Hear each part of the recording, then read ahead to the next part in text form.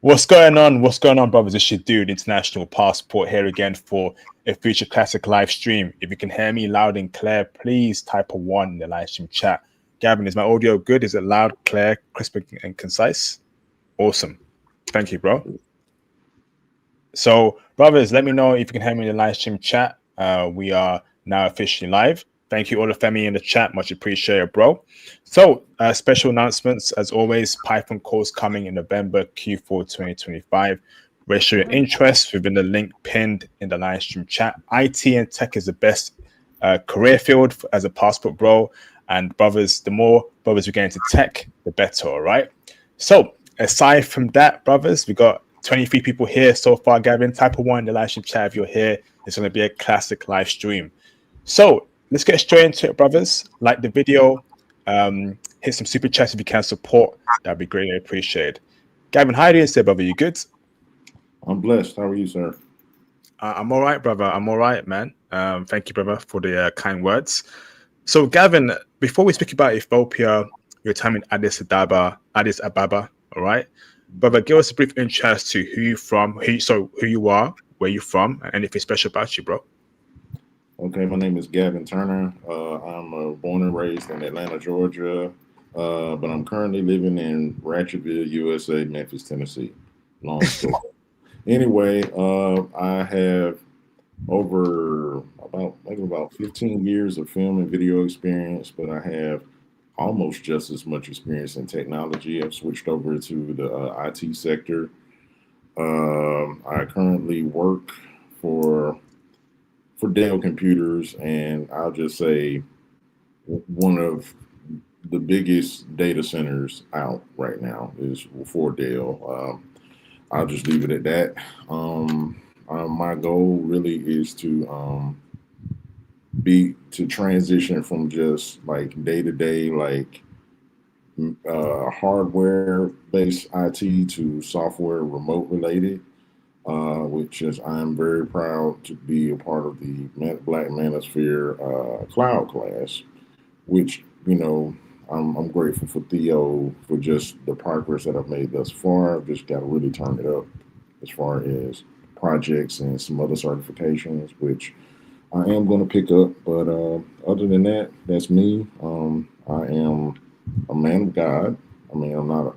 I don't claim to be perfect or anything like that, but I do believe in God, and believe it or not, I believe in marriage too, but just not in America. I'm not stupid. You know what I mean? I know that marriage is a bad deal in America, and really the only last hope for marriage in America right now is Kentucky because they recently changed some laws that are actually pro men. But I digress. Oh, brother, can you speak on that Kentucky law, brother? I never heard of that. What does that mean for Well, marriage? it may not be for I know ever since they made the announcement in Kentucky that when it comes to children and child support, it's automatically 50-50. Yeah, like the divorce rate went from 50 plus 55% all the way down to 25% because the women realized they just couldn't use that as a toy anymore. So that right now, Kentucky is like the state. If you are going to deal with a woman from the states, get married in Kentucky. I think Texas is kind of following suit, but I just because actually Chisha Zed did a story about that recently. I was shocked. I was like, what? So yeah, Wow, amazing intro, brother. Happy to have you here, Gavin. So, Gavin, I think you did something very special recently, brother, right? You went to a yes, country called Ethiopia, and I would say, brother, you were probably the first ever Black American man to ever visit Ethiopia. Is that a correct statement? I wouldn't say that one at all. I know that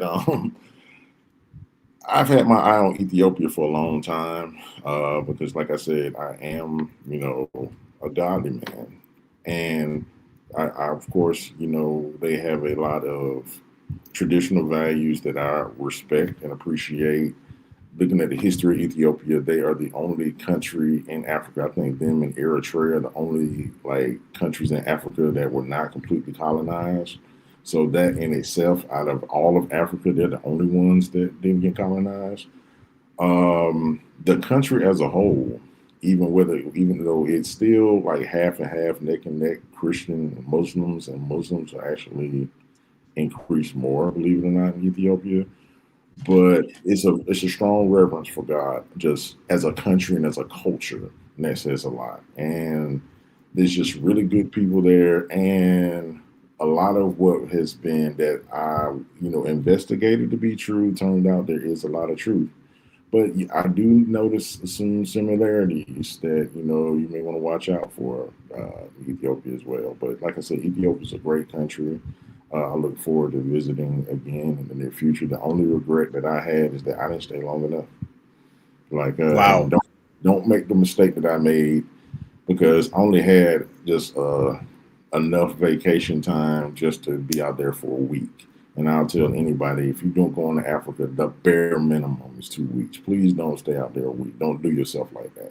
And really, I would have been out there 2 weeks, but my sister had a birthday. So I stopped to see, I went to the Manosphere conference that and my sister's birthday. Those are the only two things because otherwise I've been in Ethiopia for 2 weeks. So Wow. So, brother, so your main reason for going to Ethiopia is because they had that traditional values that were well aligned with your values. Was that the only reason you wanted to go to Ethiopia, or was there other reasons as well, brother? well, I just wanted to go to the motherland, period, because how many black people from America have actually been to Africa? There's that. Uh, then number two, it's because, like I said, like with the friends that I have in the travel industry, because I'm pretty close with a lot of content creators that are in the travel space. Particularly, I know Austin Holloman is out in Kenya, and of course, he swears up and down Kenya, and I've just seen some stuff that he hasn't even shown on YouTube. Like, yeah, definitely was looking at Kenya, but at the same time, my spirit just kept pulling me to Ethiopia because it's just like for me as a person, and then spiritually, it just kept calling me, kept pulling me there. So, and I'm glad I went. You know what I'm saying? Because I got the answers that I need. Like, believe it or not, they're the only place in the world where you can get a Bible that's untouched, that has all the missing books. The drawback is you got to translate it, but you got all the, like, because the King James Version, I think, has like 65 or 66 books, but the whole Bible with the missing books is like 80 something books. And the Ethiopian Bible has all those books. Plus, believe it or not, it's funny because they say how Christianity is a white man's religion when it was in Ethiopia before it went to all of these other white countries. So, you know what I mean? So it's just stuff like that. It's a lot of rich history in Ethiopia. Believe it or not, there's actually a uh, a library with a named after a U.S. president.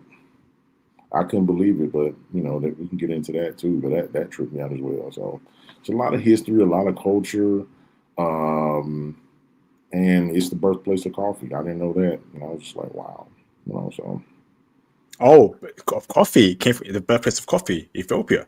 Damn. mhm, yeah, because it's the I forgot the name. It's like the Havaka seed. It's the seed that just basically makes coffee where it's come. And believe it or not, Ethiopia is very serious about their coffee. Like almost everywhere you go. I mean, I even went to like with some of the tour, like some of my tour guides, the drivers. We went to like a kind of a pub, a bar type of thing, and there was a coffee girl there. You know what I mean? So coffee is Ethiopian coffee is a big deal, and it's like culturally when you turn down coffee, that's just like a no. You don't do that. You know what I'm saying? So they have coffee like everywhere. Wow, amazing intel, brother. So, brother, now you were only in the capital, right, Addis Ababa, right? Yes, yeah. Because Okay, again, so okay, go ahead. brother, like, I'm really interested in accommodation in that city. So I want to know where you stayed. Was it hotel? Was it Airbnb, brother? Okay, me personally, I'm an Airbnb guy because I like the idea of just a little more independence and a little more conveniences that a hotel doesn't offer, particularly just being able to cook your own food, etc.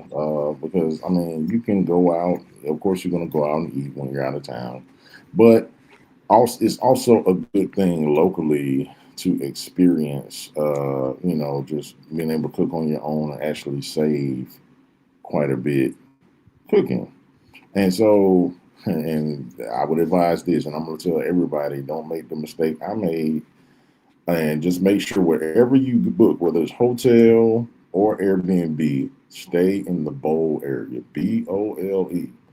The bowl area is basically the tourist friendly area. If you stay anywhere outside of bowl, you're gonna be in for some culture shocks. Like me personally, honestly,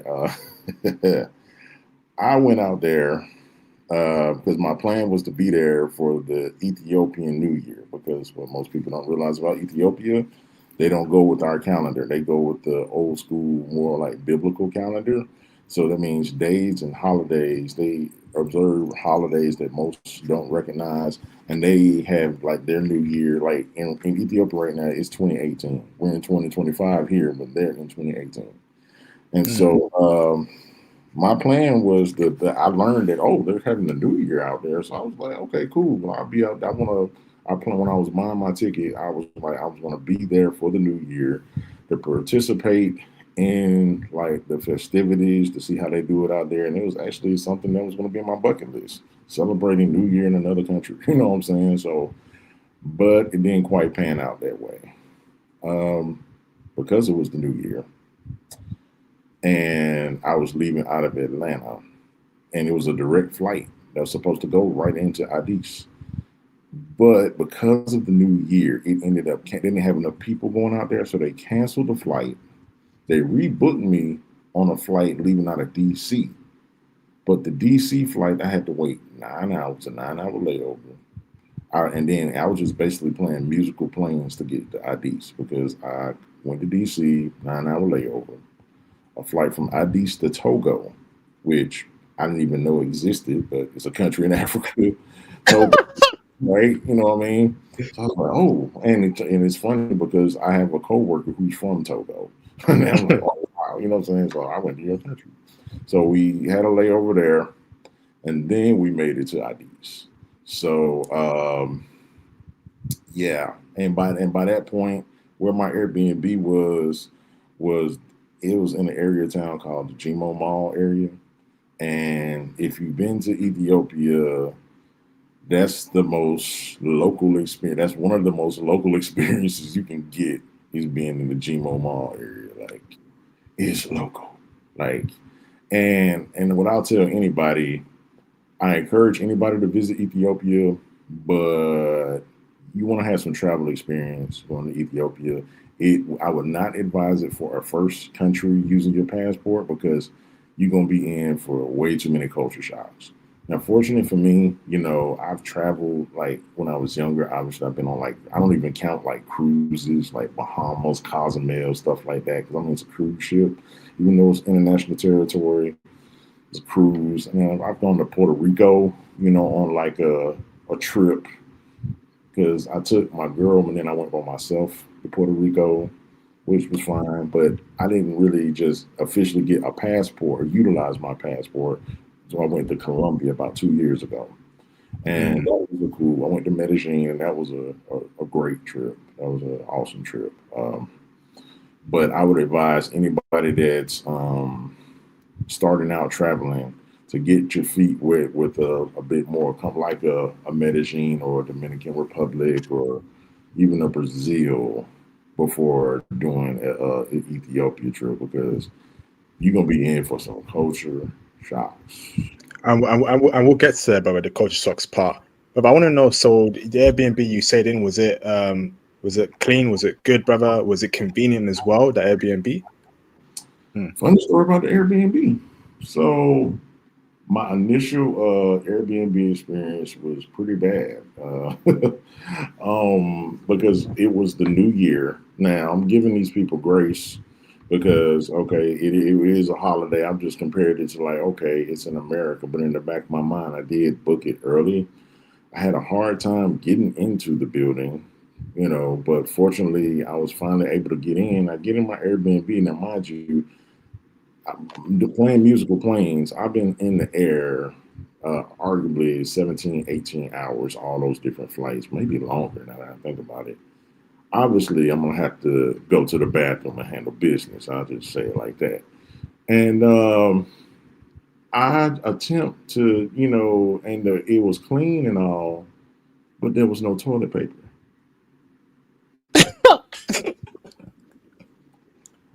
Fortunately, with my training, and thank God I had it on me, I had some wipes in my bag because if I didn't have them wipes, I'd have been messed up because I really had to go.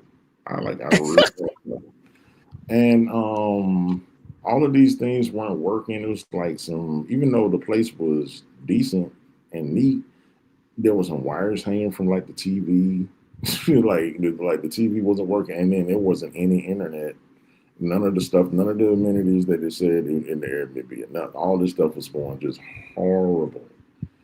So the next day, they began to correct a lot of the stuff.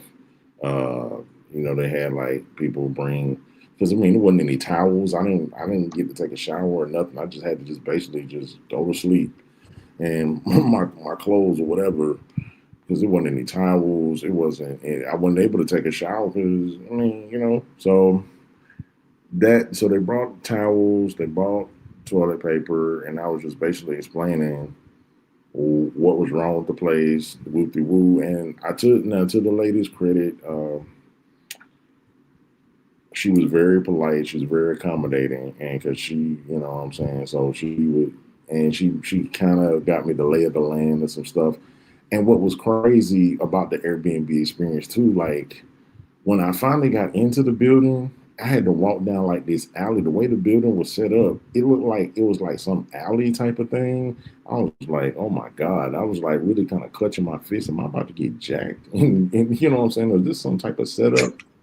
Come to find out, it was just that's how you got to the elevator. Like the way the building was set up, it did look sketch. There was just all this stuff going on. But once you got to the elevator, you were like, okay, cool. You know what I mean? But again, the lady was pretty polite and I dealt with it. And she even, given my situation, the way everything happened, they switched, they offered to switch into another Airbnb that was in the same building, which I took thinking, okay, well, maybe it'll be a better situation.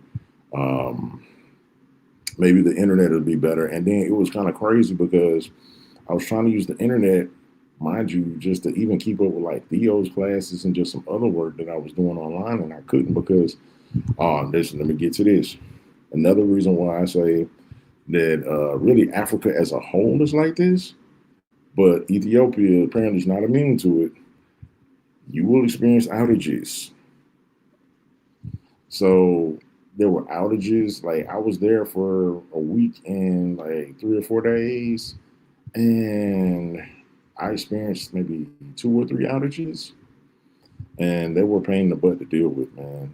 And I was ready for it because I just knew just between all the content I consume, research, and just the people I know that have been there and talked to them, what have you, that it's a possibility it could happen, but it's still just like a big inconvenience, man. So, needless to say, after I got to the other Airbnb, things weren't really that much. Actually, it was just a little better, but a little worse at the same time. If it made sense, because it's just like some of the things were a little better, but then it's just other stuff that just wasn't.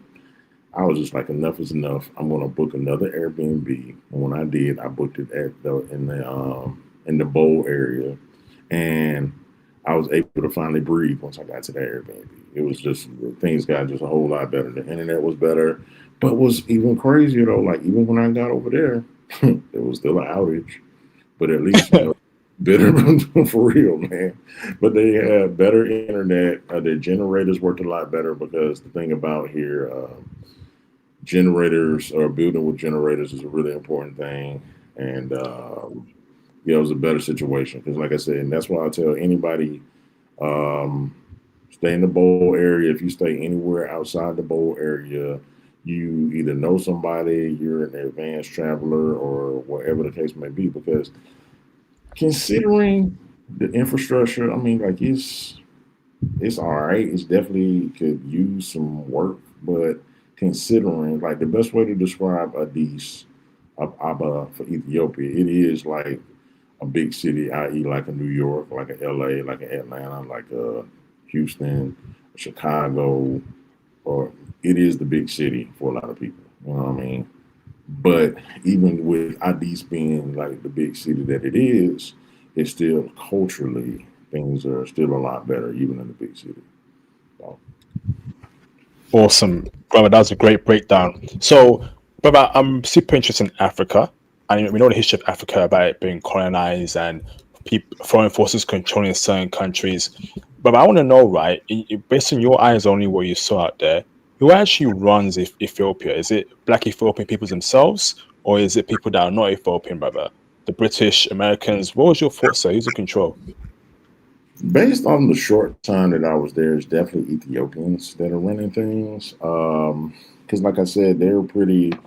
There's a little history about Ethiopia. The only country that was close to colonizing Ethiopia was the Italians, and they were there for I think maybe like the 60s or 70s. But I think the president at the time and just like a family of revolutionaries, they just weren't having it. They weren't going, and they drove them out of there. You know what I'm saying? And so they're pretty.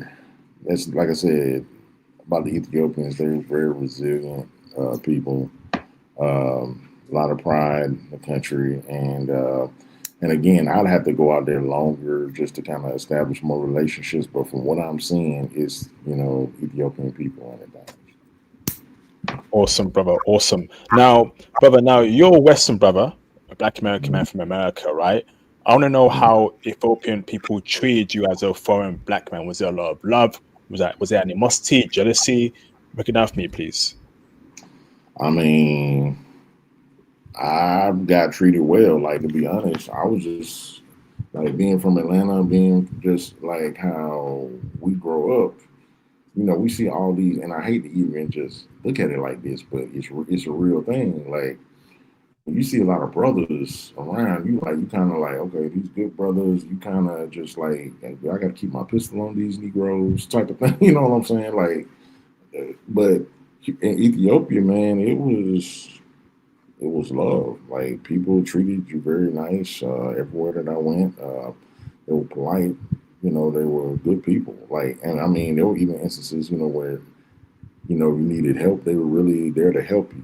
You know what I'm saying? Despite even just like the language barrier, like people was really, really helpful. Like really good stand-up people. All the interactions that I had, just like from local businesses, etc. They were just normal people, like polite. I had positive interaction with literally men, women, everywhere I went. So Awesome. Great, brother. Now, brother, I'm not sure if you're a businessman in person or you're thinking about doing business in Africa, but from what you saw there in Ethiopia, was this some sort of like, business opportunities to invest there, to make money there, brother? If so, what do you think it was, bro, in your opinion? oh yeah, like I noticed it.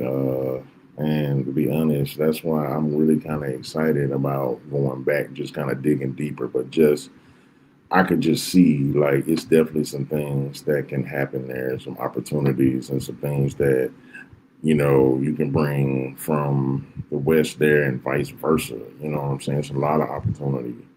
You know what I mean? Especially Black Americans. But the key is just building that network, and that's really what I would do next time is just try to build a network. I mean, like definitely from an IT standpoint, definitely from a infrastructure standpoint as well. But obviously, with that, you have to get more into the government, etc. But man, it's wide open. It's a lot of opportunity. It is. I'm like I said, I'm pretty business minded. I can just in my travels, I can see it's just some opportunities indeed. Brother, like what kind of opportunities did you notice? Was it real estate? Was it like a food store? What kind of opportunities you saw out there in Ethiopia? I mean, honestly, it's it's really a lot. From food, definitely if you can find a way to get some other electronics there, that um, I mean, it's definitely me personally. I was gonna go deep into like other parts of Ethiopia and just because believe it or not, Ethiopia has a lot of like gold, a lot of natural elements and gemstones, etc. So really, it's just kind of just doing your homework and figuring out what works for you. But I just know if you can find a way to get some electronics there, yeah. Because I know one of the biggest things is I think Ethio Telecom is the only like big cell phone company there, and if you could figure out a way to deal with them or become their competition, you know, sky's the limit because people love their phones. And I think too, in my opinion, it's an opportunity to get service in rural areas and countryside areas. So that's definitely opportunity, obviously. So, Awesome. Now, brother, tell me about the people of Ethiopia. Like, obviously, you must have met people out there. What's a common trait you noticed about them? Are they, on average, nice people, or is it 50-50 with them? Tell me more about Ethiopian people, brother, and how they live life and how they, just how they are as a people in general, brother. I mean, they're very hardworking people, honest. Um, they, I mean, seeing how they live and what they deal with on a day to day basis, I mean, they have really good attitudes. It's like really we as Americans can learn a lot from them. There's just so much that they deal with that we don't have to deal with, but they keep on going. You know what I'm saying? Like I said, they're very resilient, very polite, like good people. They're just like any other person anywhere else. But like I said, they're just really nice, really good, good vibes, very positive. Awesome. Great. So now for you, right, Gavin, right? So how do you meet people and make friends there in Addis? How are you making your network there? How would you meet people there? 'Cause obviously it's all the way in Africa. How would you do it, brother? And how did you do it? I mean, well, to be honest, like a lot of my drivers were very helpful because like I befriended a couple of, which by the way, you know, it's a couple of drivers that I would recommend. They're very very helpful. Like and they appreciate like if you tip them because like I mean to be honest, the cheapest I saw, or the most expensive like cab ride or uh Uber type of ride I had was maybe like $4. So like if you're tipping them and looking out for them, they'll look out for you. And another little gem that most travelers sleep on, in my opinion, is TripAdvisor. You find a lot of really good stuff with TripAdvisor. That's how I found my driver, and he really know the game. He knew the city inside and out. Like I tried like we did some of everything, man. And what's crazy is that I could have done a lot more if I had more time because I didn't know that there was an opportunity to do dune buggies.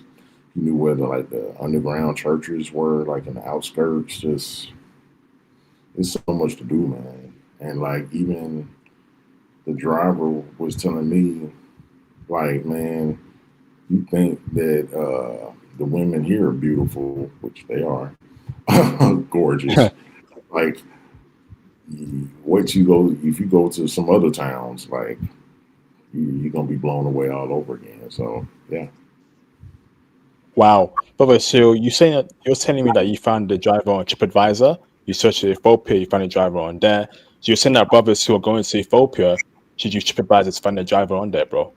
yeah, that's a really kind of slept on, you know, a gem for a lot of travelers, especially for where you don't, because I mean, you get honest people, honest reviews, you get photos, and you get some valuable information, and plus, like different excursions and stuff. You know what I'm saying? So, like TripAdvisor, and plus, too, like we have access to the internet, we have access to phones.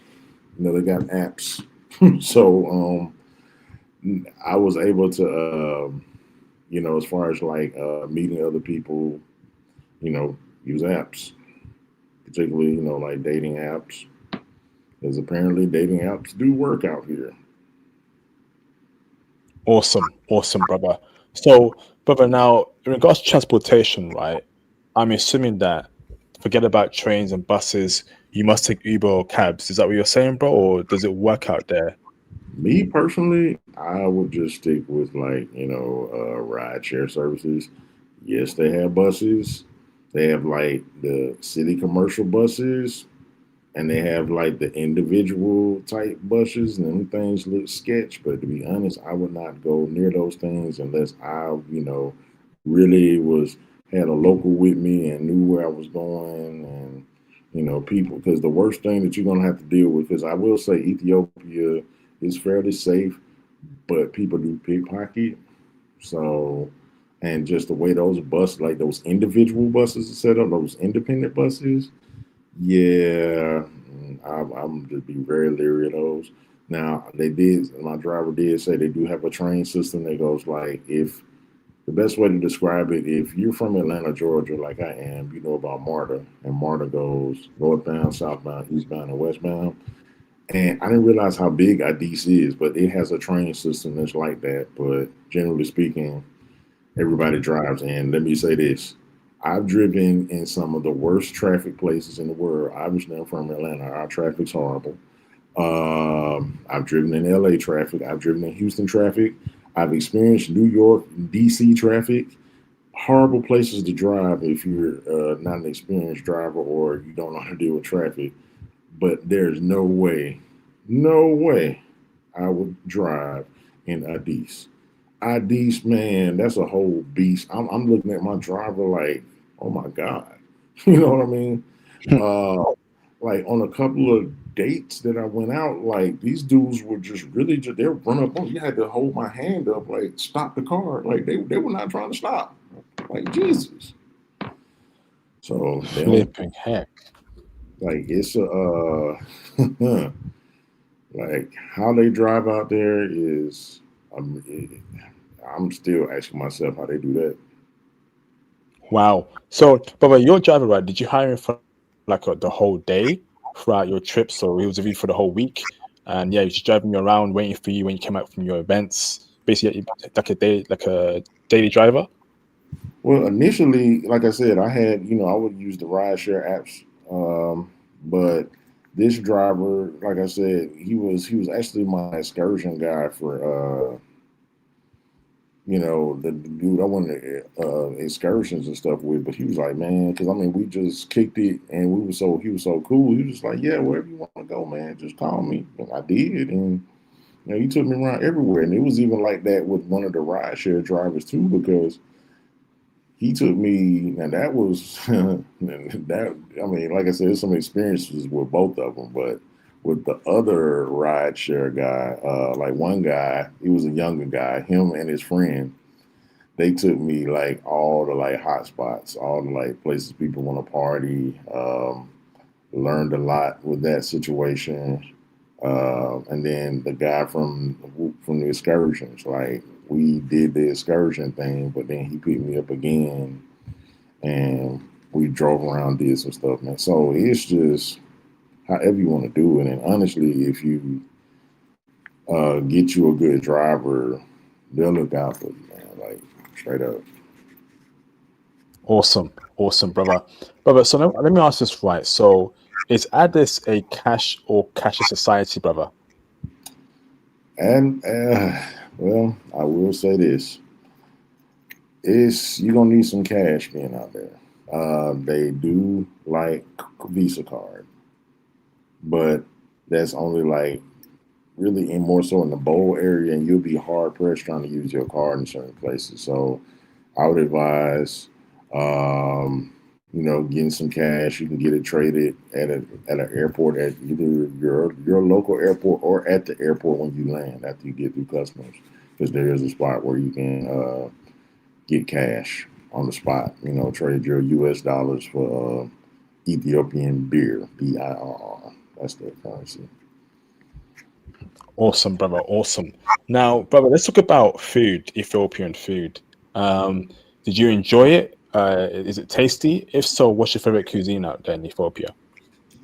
Oh man, I had some injera and some darwat. It was really good. But the thing what impressed me the most that I've not had anywhere in the world, which I haven't seen anybody in America make it or whatever the case may be. I don't know if it's Ethiopian or not, but it was delicious. There's like a fish dish, like a good fish goulash dish. It was so good, man. Like I literally, because it was a restaurant that was right by the bowl, the better Airbnb where I was staying at. It was like right down the street. Just so happens I had one of my dates. She came up. She came to meet me.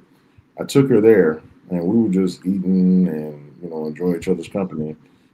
She ordered a spaghetti. I ordered, I wanted some seafood. So I was like, let's get to see what this fish is all about. This fish goulash, because it's like basically it's fried fish, but it's like chopped up with like some tomato and some other seasonings and served with some rice.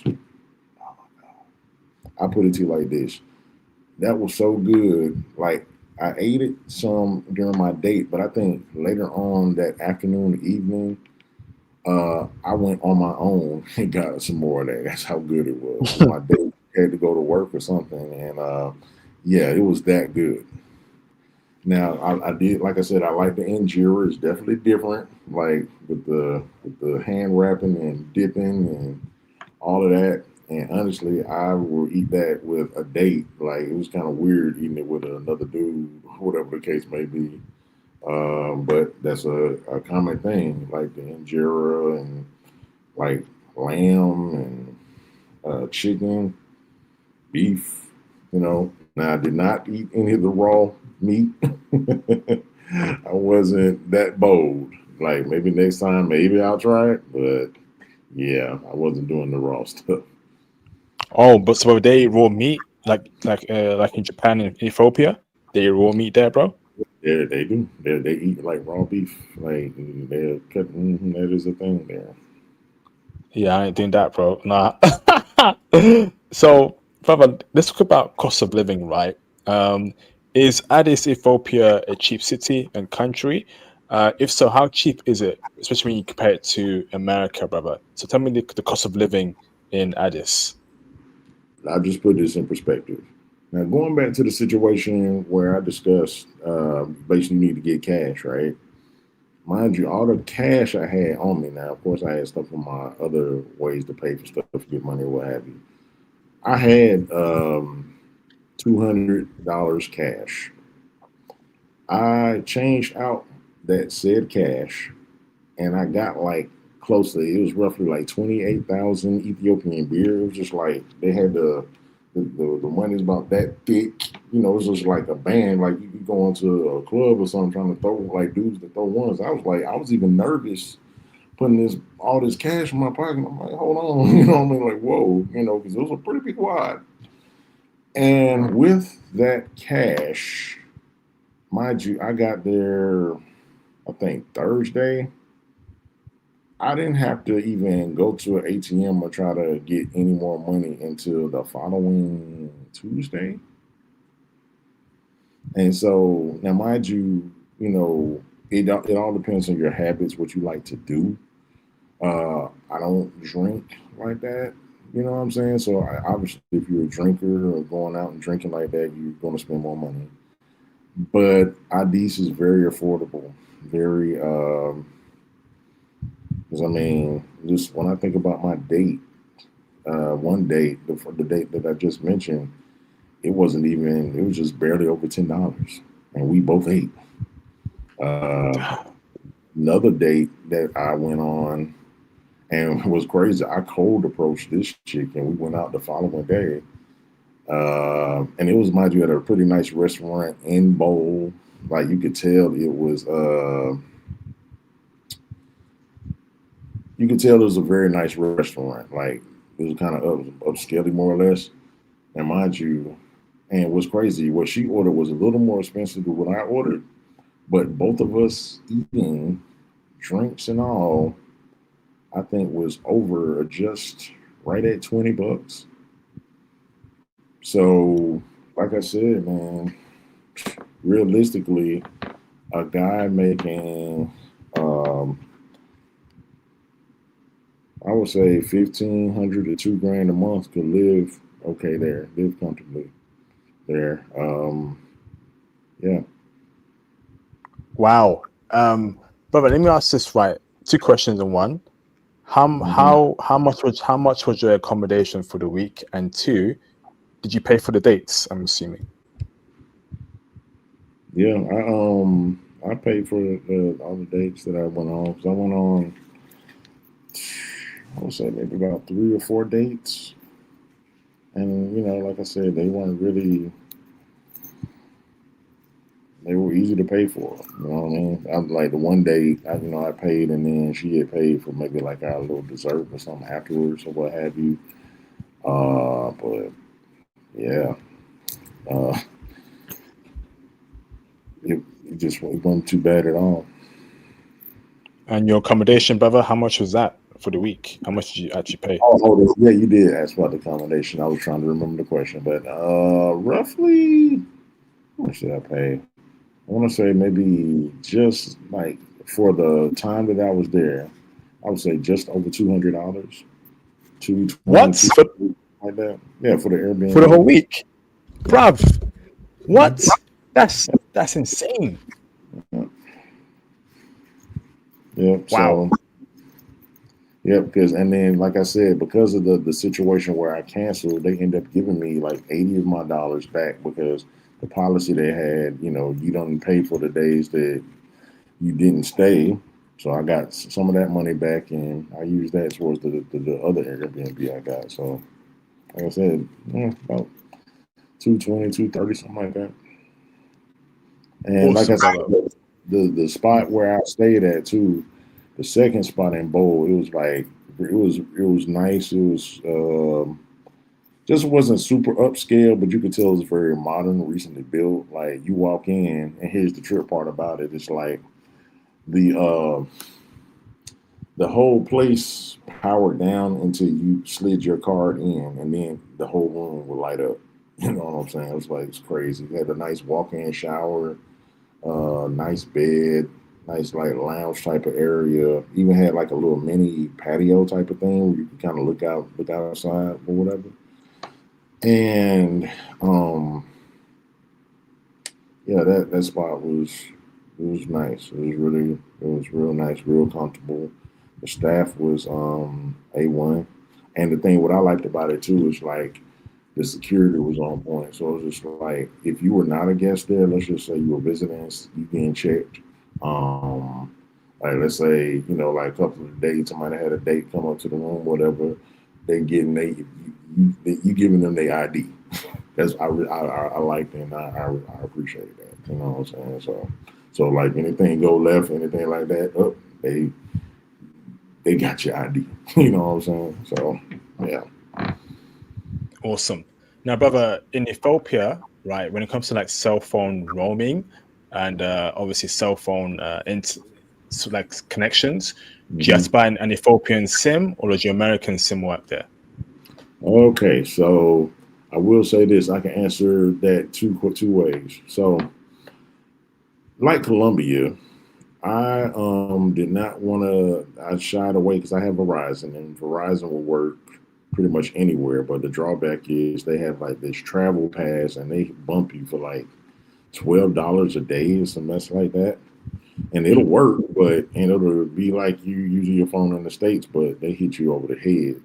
So I was like, and I did the same thing in Colombia. I just didn't want them to get me with that.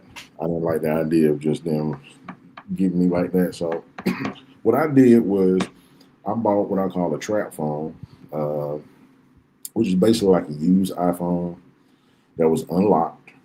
And when I got to Ethiopia, immediately when I got off the plane, and there's a station right at the Bo Airport, you can get you go get you a SIM card right in the airport. They loaded my SIM card, and what's crazy, I only paid $15 for that SIM card, and that lasted me my whole trip. I almost bought the $40 plan because I was like, I just want unlimited everything. But then I thought about it, I'm like, wait a minute, I'm about to spend $30, $40, and I won't even be. I'm only gonna be here like a week and a half. Like, there's no point in me paying 40 when I can pay 15, and I'm good for 2 weeks. I have all the data that I want. I got like, use it, and I had an Ethiopian number and everything, and that actually worked in there working out for my good because I was able to utilize a lot of the apps, a lot of the stuff that Ethiopians use, and just make calls in Ethiopia or what have you. And plus, it being an iPhone, you can pull up your iCloud account and do whatever you need to do. So I would advise, like, really anybody that's traveling internationally, to just buy you a used whatever phone of your choice, be it a Samsung or a iPhone, off of Facebook Marketplace, something like that, unlocked, and that way, in something ideally where you can just have a SIM card, they'll load up your SIM card, and then boom, you know what I'm saying? There you go. Awesome, brother. Awesome. Now, brother, I want to talk to you about safety in Addis. Break it down for me, brother. In your time there, did you feel safe there, or are there some dangerous issues there? Break Well, it like down I for me, said, bro. it's a big city, so like like wherever you go, you want to have your head on a swivel. That's just how I was raised. However, Mm, a lot of people did say you just want to be mindful at night and just know where you're going, which is just like anywhere. You know what I'm saying? Just know where you're going. Definitely for women, I wouldn't advise going out, by yourself. But for men, especially if you know how to carry yourself and how to move, you'll be fine. And of course, use wisdom and discretion where you go. And like if you're just hitting up the clubs or something like that, just make sure you have somebody that's kind of has a clue what's going on. You know what I'm saying? That's why I say befriend your drivers. Just kind of network and talk to people. You know what I'm saying? Like I said, um, I'm just still amazed in the short time that I was there. I was able to build a little small social circle in the week that I was there. You know what I mean? okay, awesome, brother. So, brother, overall, you were safe there, and you say it's a safe city overall, but just be careful. Yeah, like it's. I wouldn't say it's like Colombia where you have to watch out for women spiking your drinks or things of that effect. But I mean, you just have to use wisdom and discernment wherever you go. You know what I'm saying, and just not be stupid about stuff. Mm. Awesome, brother. So, in your time there, right, were there like non-black people in abundance in Addis, bro? That you saw? To be honest, I just saw all black people. I might have saw a couple of white people here and there, like very, and that was honestly like in like the government building that I went to because there was like when I needed to get to an ATM, my driver took me. I cannot think of that building to save my life, and we went there twice because that's where I actually had some Durowat, and but it was a government building because like when you walk in there, they they don't screw around. Like they checking your car, they checking you, then you can pull in and park. You know what I'm saying? So yeah, it was obviously there was just a lot of government functions and a lot of other businesses going there. But yeah, um, that's what I'm thinking. So Okay, awesome, brother. Now, brother, you felt like because even though you're a Black American man, there was no like animosity. 'Cause I know there's like different like subgroups about Black people, not like in other groups of Black people. Did you feel that in Ethiopia? I mean, like I didn't feel like there was a I was just pretty. Uh, I was very relatable. Just as men, we were able to talk as men, and they were just they were just shocked by what I was saying. I was shocked by what they were saying. Like just like I said, the drivers, like the cab drivers, they give you a lot of game, man. Like they basically explained to me just how it is for dating out there, how it works, how things work there, what works, what don't work. Um, yeah, I just didn't feel the hostility, like, oh, he's an American, or they were just like on some jealousy type stuff or anything like that. Like it was really just welcoming, more or less. You know what I'm saying? Awesome. Now, brother, tell me about the culture of. Actually, no, before I even ask that, brother, right? Would you personally live in Addis if you had the money, the resources? Would you actually live there or not? Tell me why. I'm gonna answer it like this. I can't fully answer that question right now. Hmm. However, based on the cost of living and from a fiscal standpoint, as of right now, yes. However, I just want to go out there, spend more time out there to be able to make that final decision. The only thing that's just really a concern to me is, especially doing cloud stuff and just having to be online, period, and outages. Like I would have to know how these are because what a lot of the locals were saying, man, we haven't had an outage in so long. You were just here recently that this has happened, and or let's just say I did come out there, where I need to just find a better building where even if there's an outage, the generator kicks in better, or I can stay online, or something to that effect. That's what I want to figure out because I do like Addis. I do like Ethiopia. I do like just different change of pace. And like I said, just in my time there, I could see myself living there. Definitely fiscally, because like I said, everything is just so cheap. But it's just nuances and adjustments like that. I would have to ask the question of, like, okay, could I really do this, or would I be able to maintain a remote role being out here? You know what I'm saying? Without having to think like, oh man, I'm in the middle of deploying uh, something on the cloud and it just shuts down. You know what I'm saying? So yeah. Awesome. So, brother, tell me more about Ethiopian culture. Is it a conservative culture? Is it a liberal culture? And whatever you pick, tell me why it's that particular culture. Well, I mean, the thing about Ethiopia is like everybody is in, like every Sunday, it's like the city shuts down, at least for the first half of the day, because everybody's in church. Like for real. And it's crazy because they do have a pretty heavy party scene. I saw too, so and it's funny about the party scene because I think that I'll never forget this as long as I live because some of the younger guys, the drivers, the two young cats that I went out with, because like I said, I'm 44. These guys were definitely in their like mid 20s, and they just kind of showing me around, and I was hanging out with them or whatever.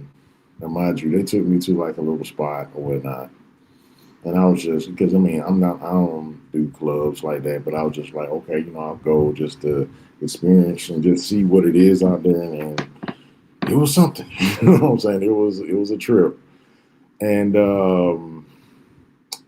there was a chick out there, mind you, she had the full hijab on, everything, hijab, like all that, but she was busting it wide open on the dance floor, like trying to back it up with the hijab on, and I was like, for real? Like what? What? Right? She had the hijab on, and she was busting it open like she was in a Meg The Stallion or Cardi B video. I was like, I can't believe it. Wow. So, brother, is it leaning? Is it leaning? So, is it like a mixture of both, or is it leaning in a certain way? Is it more liberal or more conservative, in your honest opinion? So It's still a lot of conservative values, but obviously, at these things are a little more liberal. Um, because I can say, just with the just even the ladies that I encountered, conservative values, but there was one in particular, she was an Eastern chick, which those conservative values were there, but I can tell just by what she did or what have you, she was kind of on the liberal end, more or less. Um, but yeah, but I can say that a lot of traditional values still exist in Ethiopia, but I do see like that kind of twinge of liberal feminism trying to creep its way in. You know what I'm saying? So, and just by some of the things I saw, but I mean, just it's just like everywhere, like, and it's just like what Andre with Love Crossing Borders just says, like, it doesn't matter where you go, don't go expect if you're trying to find a wife or somebody that that you have a steady relationship with and build with. Why are you going to look for a wife in a club or where they're going to be scalawags? You're not going to find a wife there. It's like trying Mm, to build up a tires in soy 6 or 808 and thinking, oh, I'm going to find my wife in here. No. You know what I'm saying? Um, and that's just basically the same everywhere. You know what I'm saying? Like, I mean, you believe it or not, even Ethiopia has scalawags. So, like when two of these same young guys, like I said, we just kind of drive around. They were just showing me the city. We went and grabbed something to eat and all that good stuff. There was actually and the where they drove me. Apparently, there was a whole train. They had they were on the blade. They were out. I was like, what? You know what I'm saying? Like now, a disclaimer, I'm not a pay for play type dude, and I didn't even see it coming. But apparently, there's like a street that's there at night, and they out there. And I'm not gonna lie, them girls were. I mean, Ethiopian women are beautiful, period. But like, even the dude that's just not pay for play, it's like you gonna be like, you know what? You know what I'm saying? But yeah. So because yeah, beautiful. The beauty is everywhere in Ethiopia when it comes to the ladies, though. I can say that it's true.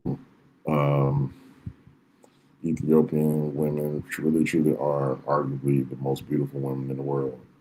However, oh, however, um, I see why a lot of guys don't go there because number one, again, you got a lot of conservative girls out there based off what I've dated and what I found. Like, you're just not gonna just. It's not the Dominican Republic of Colombia where you gonna meet a chick the same night. And no.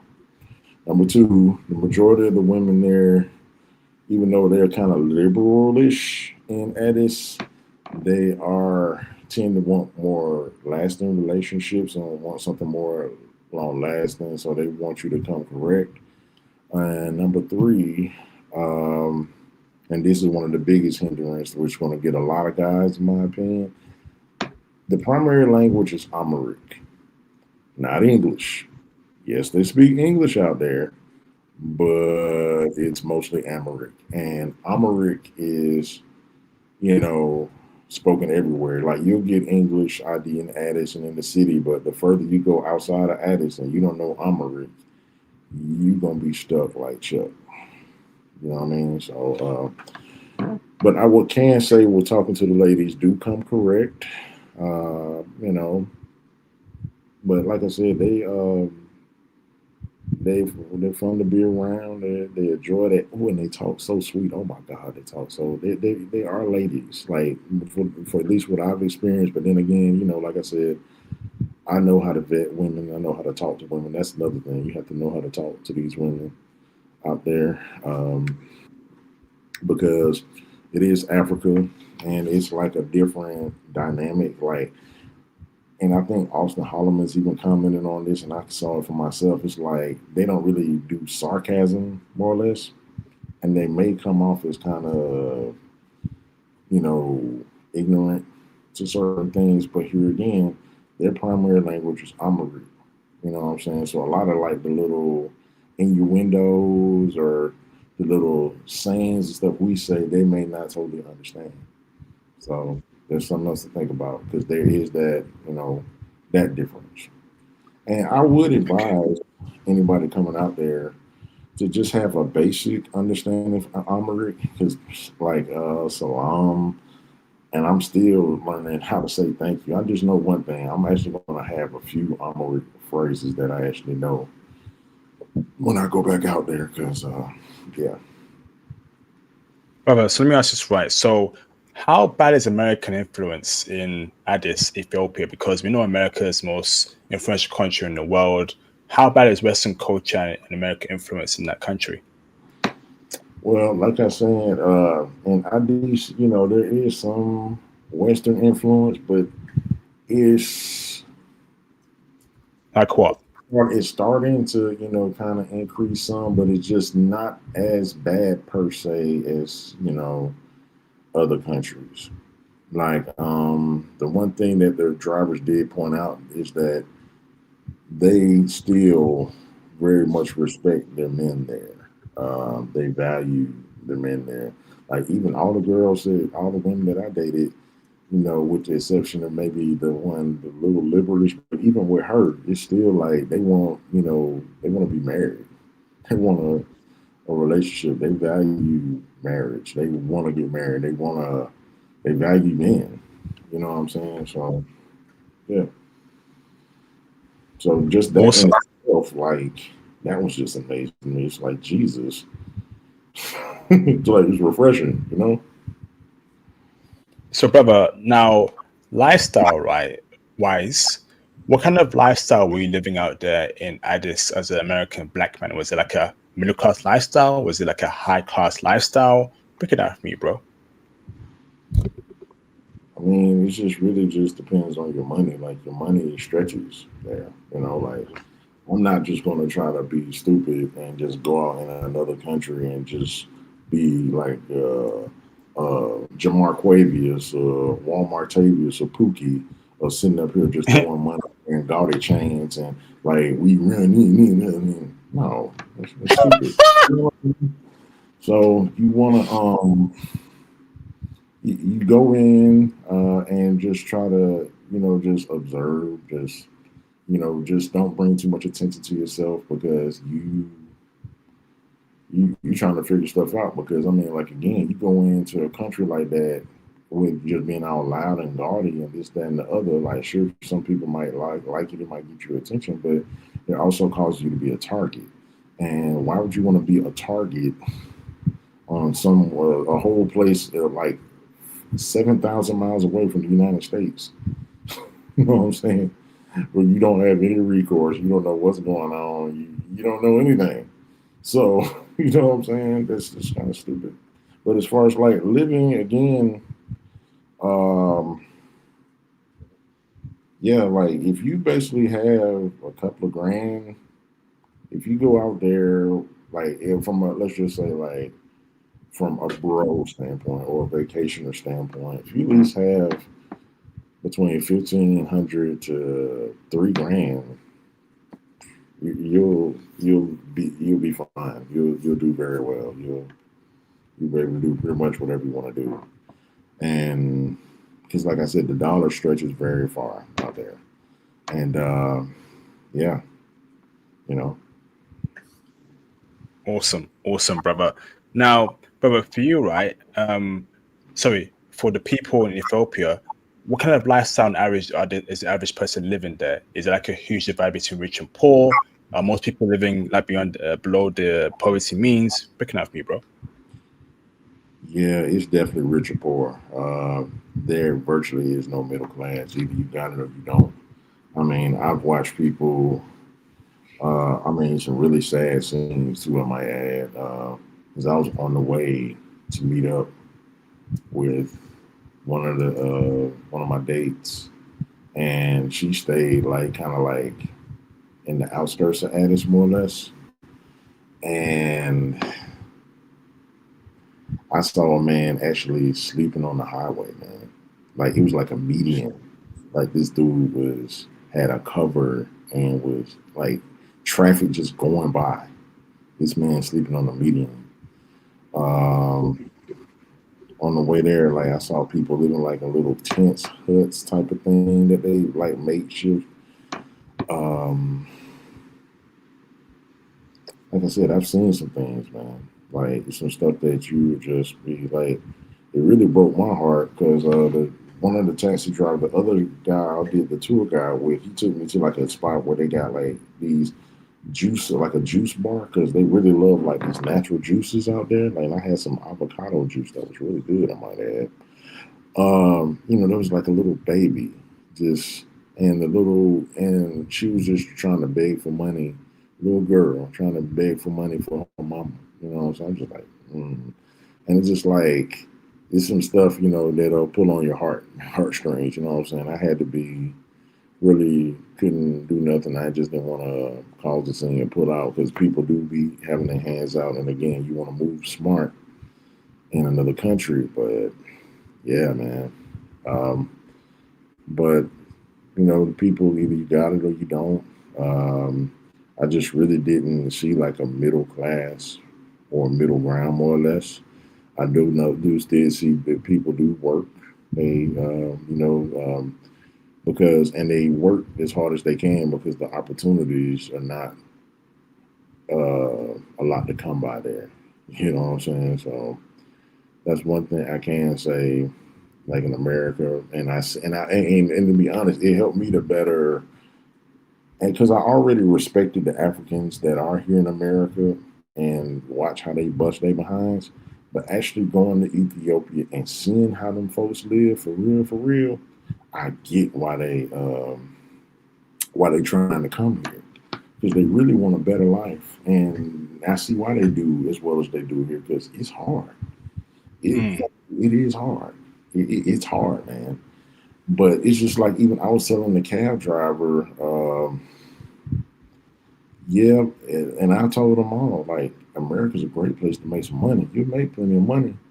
The problem is you're not gonna have a family. You'll lose your family. You'll lose. You know what I'm saying? It's that social aspect. You know what I'm saying? Just that family. And it's like But like I said, I've seen some stuff, man. That I'll never forget, and it's a lot to be. It's humbling.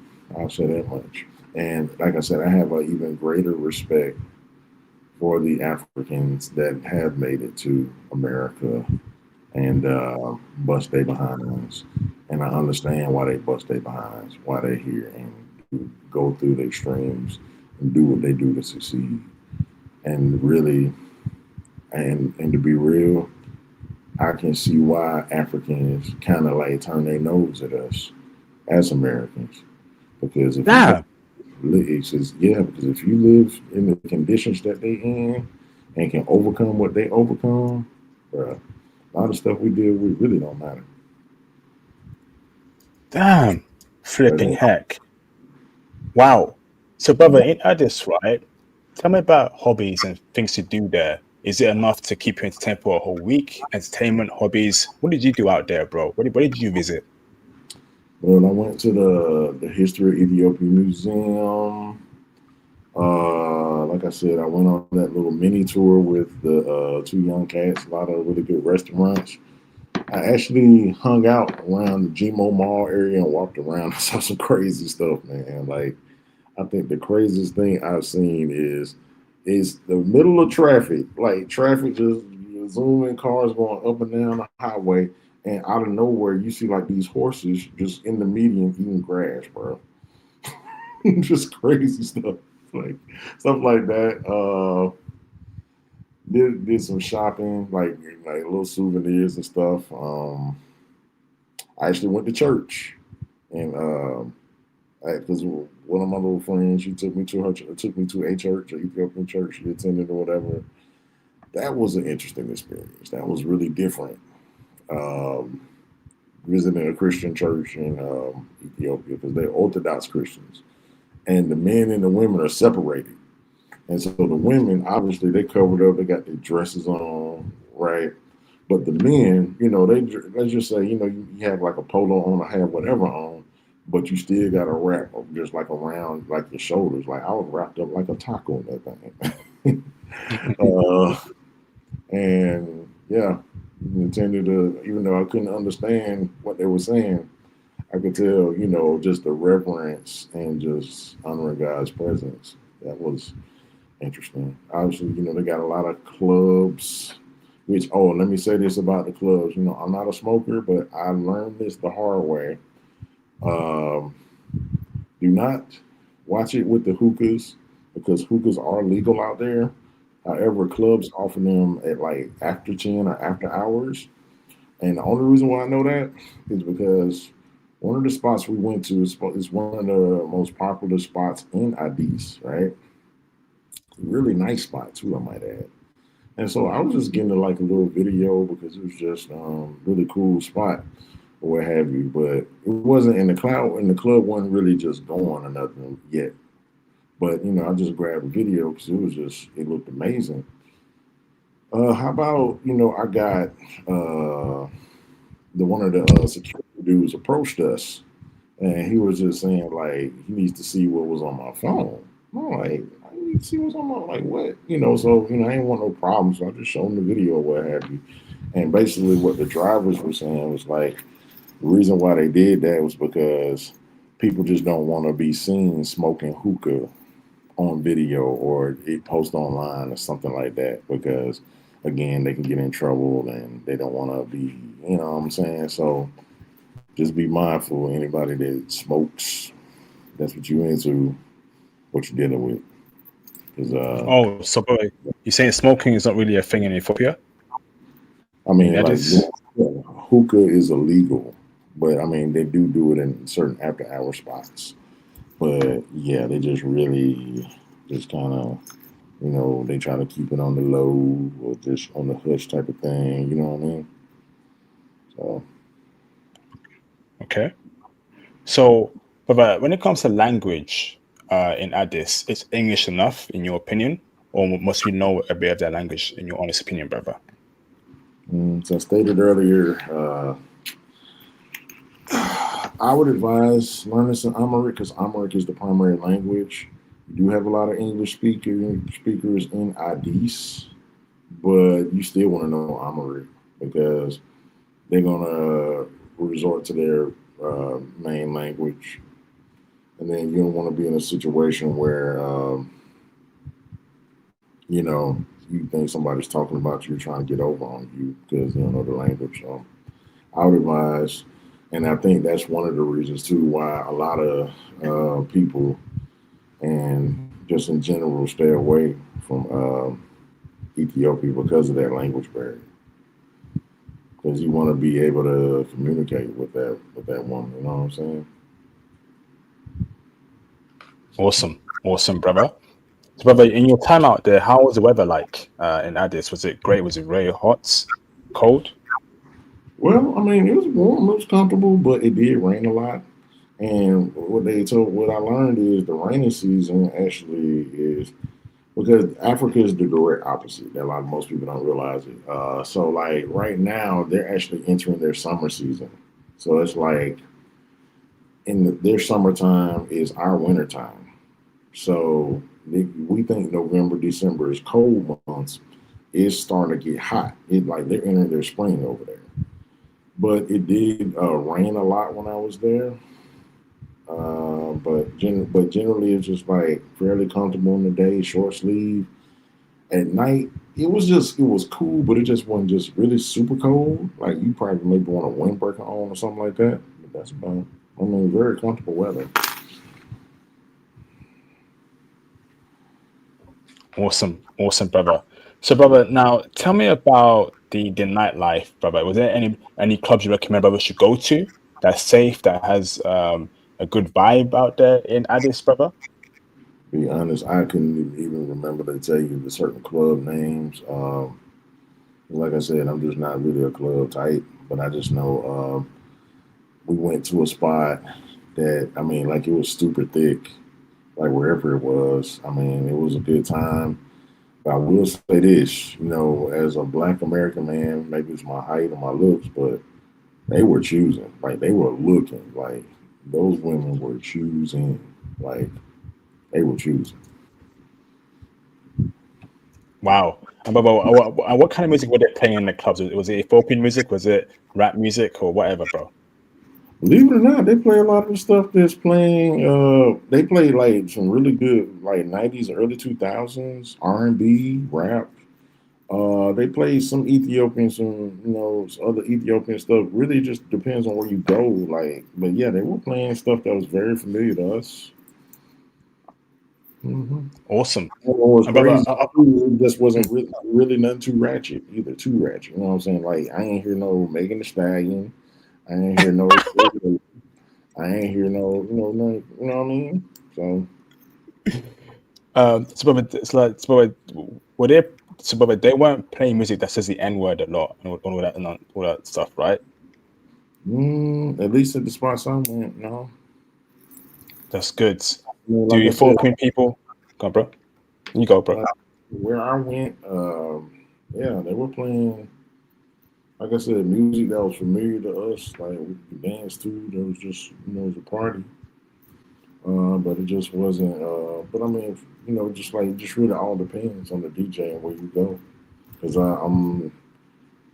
because I know some other party spots that, because like I said, when we went out kind of early, and the one spot we did get to, it was finally thick. I just really hate that that one spot that I mentioned earlier wasn't really just lit or just because that's one of Ethiopia's like prime clubs. That's where the people really like to go, and like I said, it was a really nice spot. And we started to stay there to see where it would go, but we ended up leaving. Awesome, brother. So do Ethiopian people say the N word, brother? When you were out there, were they saying that word? Uh-huh. Awesome. That's great, bro. So next question for you, brother, is so brother, now what's the remote working landscape for IT bros in Addis? I want to know about it. Is there a good internet connection out there? Can we remote out there? Is there good infrastructure for us to work remote out there? Or are you saying that avoid for that aspect? That is, like I said, now they do have like decent internet. They have flat, fast internet. They do, like I said, but particularly in the bowl area. And I think too, honestly, with the first Airbnb, it might have been good in Gmo too, but I think it was just that Airbnb. They were just really cheap about their internet. They weren't really. They were just kind of being cheap about stuff, and I could tell. But the other hotel I stayed at, the internet was fast. It was great. The only thing, like I said, is that concern me is like, let's just say, I'm a remote worker. Would I be able to maintain my connection, or like even if there was an outage, with the power just kick back in immediately to where it wouldn't like be a hindrance to my work? And I wouldn't be able to judge that unless I'm staying out there for longer. And I will, before I can make that judgment. That's why I said I can't determine now whether I will just live out there um, until I go back out there and actually truly be there for 2 weeks or longer. Then I can make that decision and say, okay, I can't do this. Awesome. Awesome, bro. So, brother, let me ask you about tell me your favorite part about Addis or favorite parts. What made Addis a great trip for you, brother? Give me like 5 reasons, 2 reasons, whatever reasons you can. Mm, the respect for God, the reverence, number one. Number two, the people. They were really good people. Number three, the food. The food was really good, but I mean, I think anybody that's traveled enough can kind of figure out that the United States are they're trying to kill us with the food, because the food quality is so much better in other places, and the food quality is great in Addis Ababa versus, and even just like fried foods. You know what I mean? Like it's like night and day, like the food quality. Number four, I would say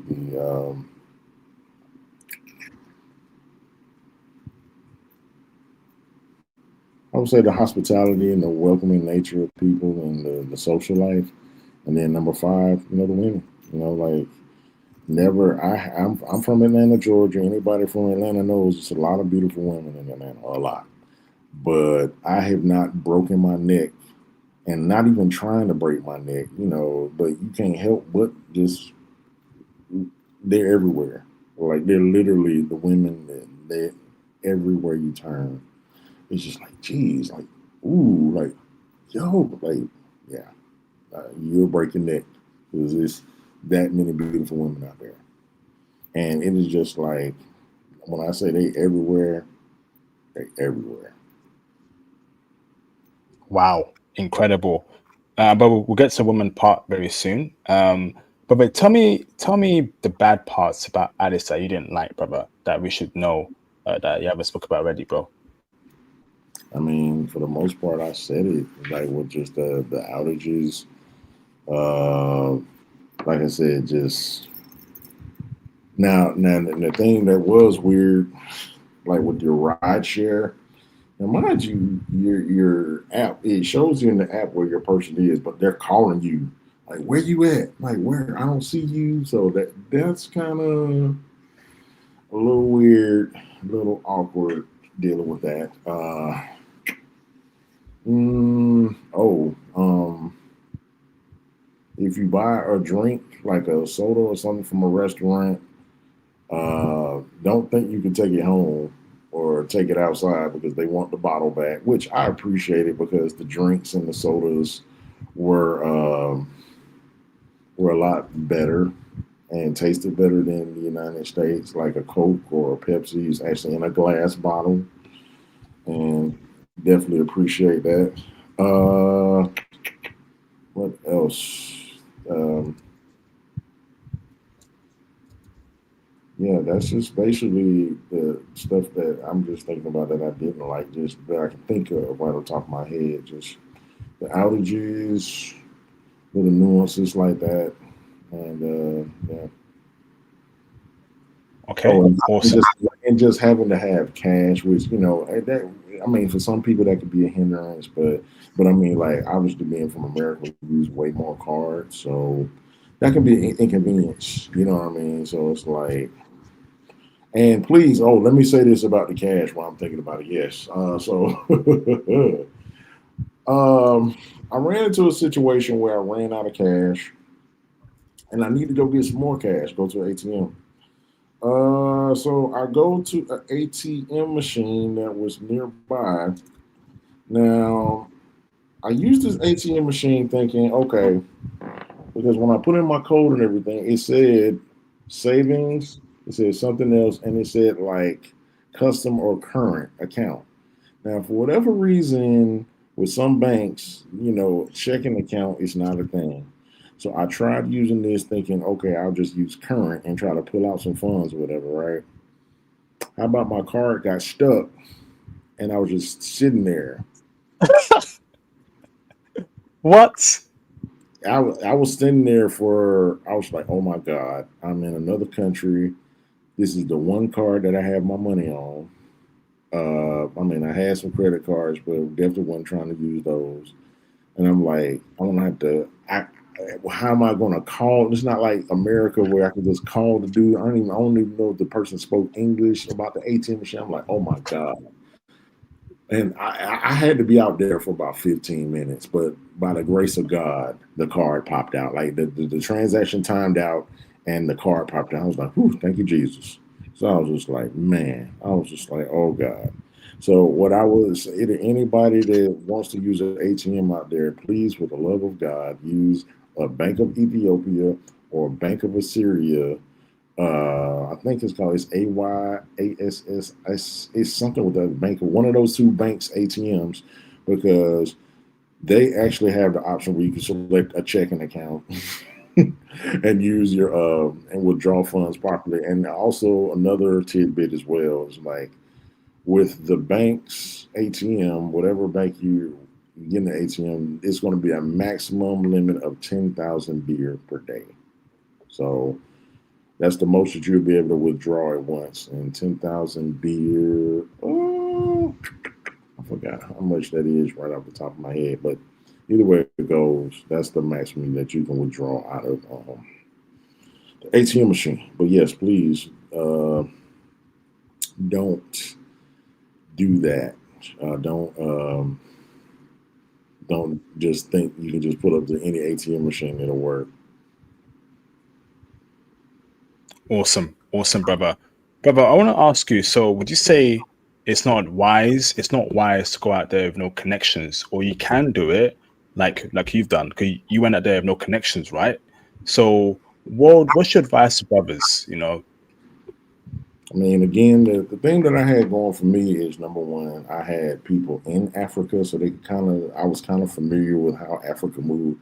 I mean, I had nobody in Ethiopia, you know what I mean? But they've been obviously been to Kenya, Tanzania, other parts of Africa, and they kind of and plus it was a couple of guys in there that actually have been to Ethiopia that I was able to ask a lot of questions and get a lot of intel. Oh, and let me also say this for anybody that wants to go to Ethiopia, for the love of God, please have an adapter for your plugs because if you do not, you will be stuck like Chuck for real. Now, again, I had people in my corner who had been there, who knew the game, and I kind of asked them questions. They gave me feedback and what to look out for, what to do, what to have. And fortunately, I had this stuff, and it's a funny story because I ordered it off of Amazon, and it literally came the morning I was leaving my trip. I was like, thank God it came because I was like, man, I'm not trying to go overseas or go anywhere else and overpay for a travel adapter. But yeah. Um, so Okay. have your adapters on deck, and but yeah, I would advise anybody, and this is what I preach. Have a consultation. But again, for me, the reason and the thing is, even though I had those guys in my corner, I was able to ask questions and kind of get an idea of what to do. I almost got a consultation from the Lord because I knew He had been out there, but I just didn't. I was running out of time. The things were getting kind of close. But I'll tell anybody for any country, like get a consultation. Don't just rely on just the YouTube videos alone. And plus, like a consultation, they'll give you nuances and tell you things that you didn't even think about. I mean, fortunately for me, again, I had people I can call on and ask questions about Ethiopia. They were the ones that told me do this, do that, make sure you have this, blah blah blah. Before I went, and I did. You know what I'm saying? But yeah, Awesome, brother. Awesome. So basically, your tour guide was the driver, that guy you mentioned earlier, right? He was like your okay. Now, brother, you mentioned how Ethiopia was the beginning of Christianity, which is a very interesting comment there. Um, is that so? these Was there like artifacts? one of the early countries. It's not where it began, obviously, because I mean, go deeper than that. But I mean, Christianity was established in Ethiopia, like one of the countries where they, it was an early established, more or less. So, Okay. Brother, let me ask you about culture shocks. You mentioned that earlier in the stream. You mentioned it as well, obviously, unfortunately, the begging. What other culture shocks there did you notice in Ethiopia? bidets. Ethiopia has bidets in the bathrooms. So, if you're not familiar with a bidet is basically like a hose that kind of like that squirts water, and it's in all the bathrooms in Ethiopia. They use bidets. I mean, I had them in both my Airbnbs. I was shocked, and in a lot of ways, it was a trip to use, but I totally get why they use them. And honestly, you would think that U.S. bathrooms will have bidets.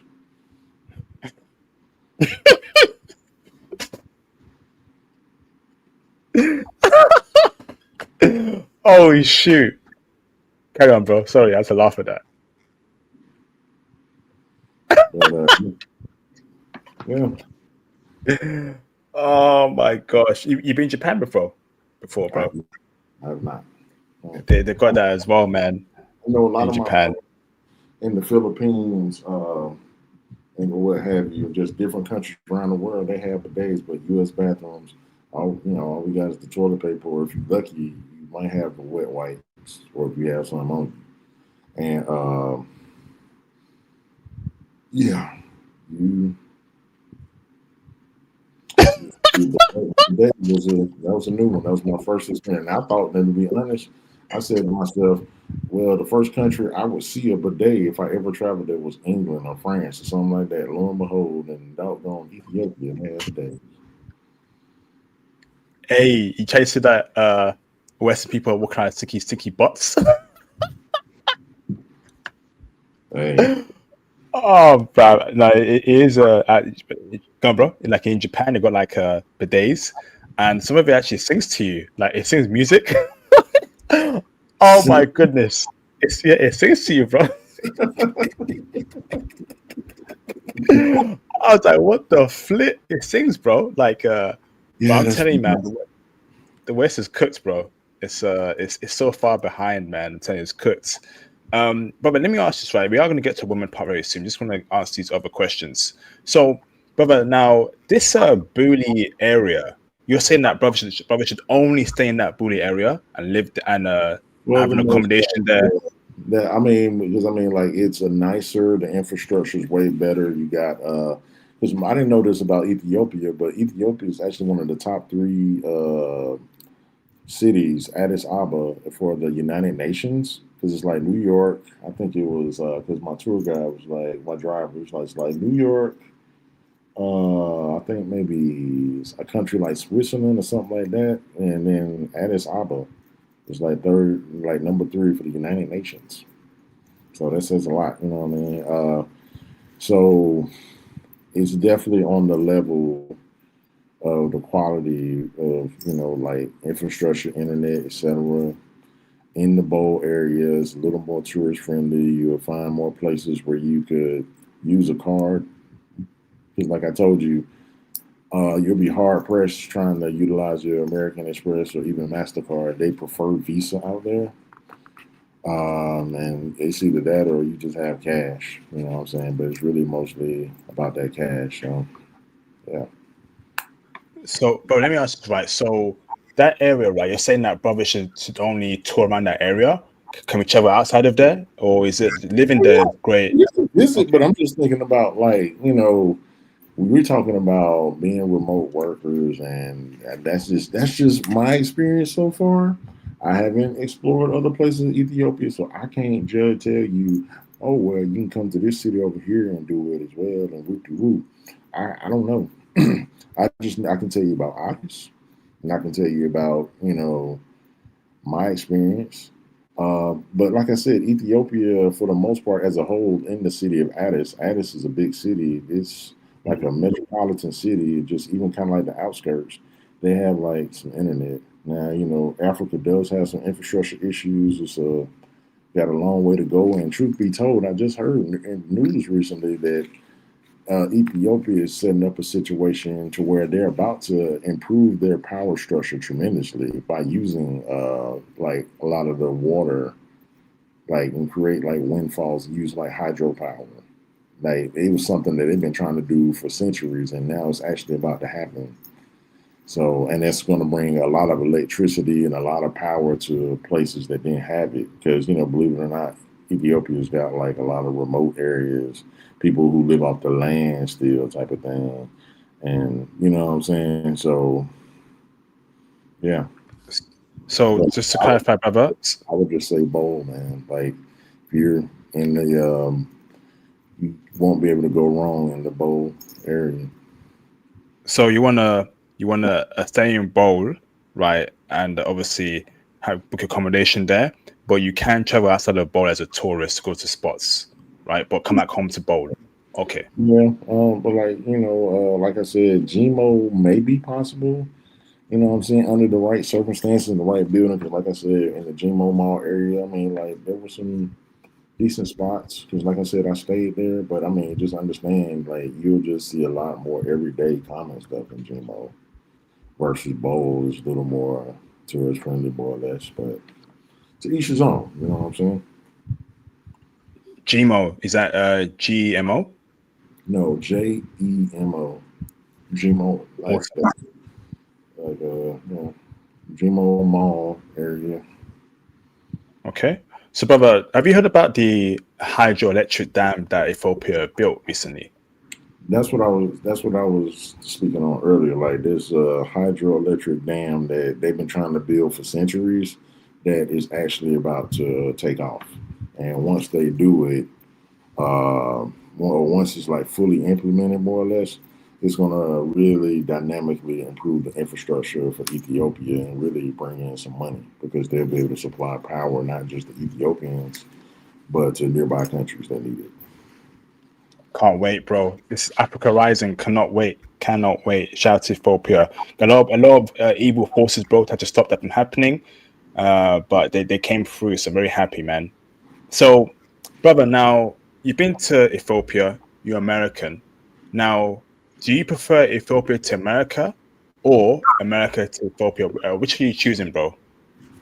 To be honest, like I would go back now if I were able to. If my work schedule allowed it, or if I had my cloud job, I would just go back over there, right? Because again, I love America. I love my country. I was born and raised in America, Atlanta, Georgia, to be exact.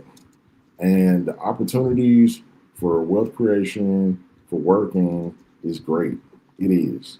However, Mm. from a social standpoint, just even a spiritual standpoint, it sucks in America. It's horrible. I'm a man that, mind you, I'm in church. Like I'm a minister at my church, and I can tell you how horrible it is. Just even in church, like yes, God is love, and He gives grace and mercy and favor, but it's like you have a slew of women with 2 and 3 kids, and talking about they ready to be married after they've been ran through by Pookie, Ray Ray, Jamar Quavius, and God knows who else. No, no. God bless you. May God help you. And I pray that you find what you're looking for, but it's not with me. You know what I'm saying? Like, yo. And just even the women that are, single and that, would be of possibly, marriage material, quote unquote, marriage material, they're so delusional or they're just so far gone. And like I said, I've just like, it's sad because a lot of churches have missed it. Like they're not focusing on the man because it's the way the umbrella is set up.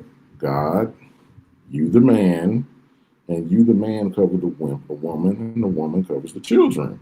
You know what I'm saying? So you have to hear from God to be able to lead the family. But the problem is the majority of churches they prioritize the women, or they've just gotten away from they're out of order. You know what I'm saying? Not to say that women can't preach or this, that, and the other, or just bring the gospel and bring people to Christ. But when you put the man on the back burner, that's out of line and out of order in itself. And unfortunately, America as a whole, I ain't going to say every church, but there are some good pastors out there that's really trying and really pushing. But culturally, it's not. It's not it. You know. And like I said, there are good women in America, but they're just so overshadowed by the Cardi B's, Meg Thee Stallions, or wannabe city girls, or wannabe, or just thought culture in general. Just even it's even affected the church. It just sickens me. Like these girls think like they want to be reality TV stars, man. What? Nah. Yeah. Facts, bro. So, brother, now before going to the woman part, right? Out of 10, what do you rate Addis Ethiopia? And tell me why you rated that number. What I rated just as a Mm, country? I mean, out of 10, as of right now, I would say like 7 or 8. Yeah, okay. like 7 or 8. Like I said, I would definitely return. I hope that I can return in a few months. Go back. Um, it was an inspirational trip. It just reminded me of what I got to do as far as like study and get where I need to be, where I can be remote and I can be out there the longer term, more or less. But it's just challenging because with my current role, I work third shift, and I'm still not quite. I'm still trying to get in sync of how to utilize my time to still study and still do the day to day stuff.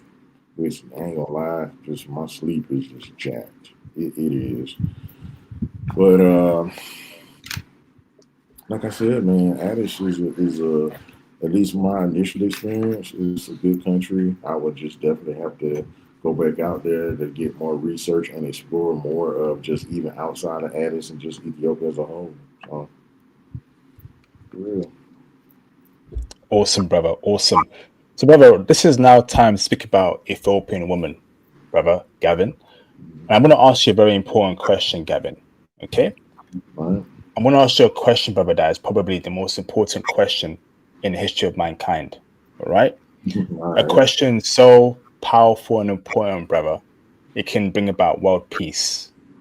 Brother, it's a question so pure and potent, it can turn water into wine and vice versa. Oh boy. All It's right. it's a, Here we it's a go. question so well known, brother, so well known that even aliens in outer space, even they know of this question, brother. It's a Oh, question so impactful, it can cause volcanoes, tsunamis, tornadoes, and hurricanes. oh The boy. question is, brother, is are Ethiopian women checking super duper ultra heavy for Black American men, Western Black men, Black British men, Black Canadian men, brother? Break it down for me, brother. And passport bros. Based on what I'm experiencing, I mean, they just want a good man, period. Now, of course, obviously, a man of that's of the culture that speaks Amharic, they would have a better advantage as far as communicating with her. But if you can provide, because like just with just the dating apps, I can just tell you just my personal experience. I found that there are Ethiopian women truly are arguably the most beautiful women in the world. However, you have really good hearted women, good women that really have good intentions and want to do something. But you have a lot of gold diggers because, like I said, they live really hard out there. It's tough, and it's crazy because they'll try to really kind of simp you out right off the top. When you're like asking you, like I'll never forget, and I'm like, dog, it just messed me up with some of these dating apps. Like, am I dating an American chick? Like, how the hell you don't know me from Adam and Eve, but you bold enough to ask me for some money online? Like, what? No, like.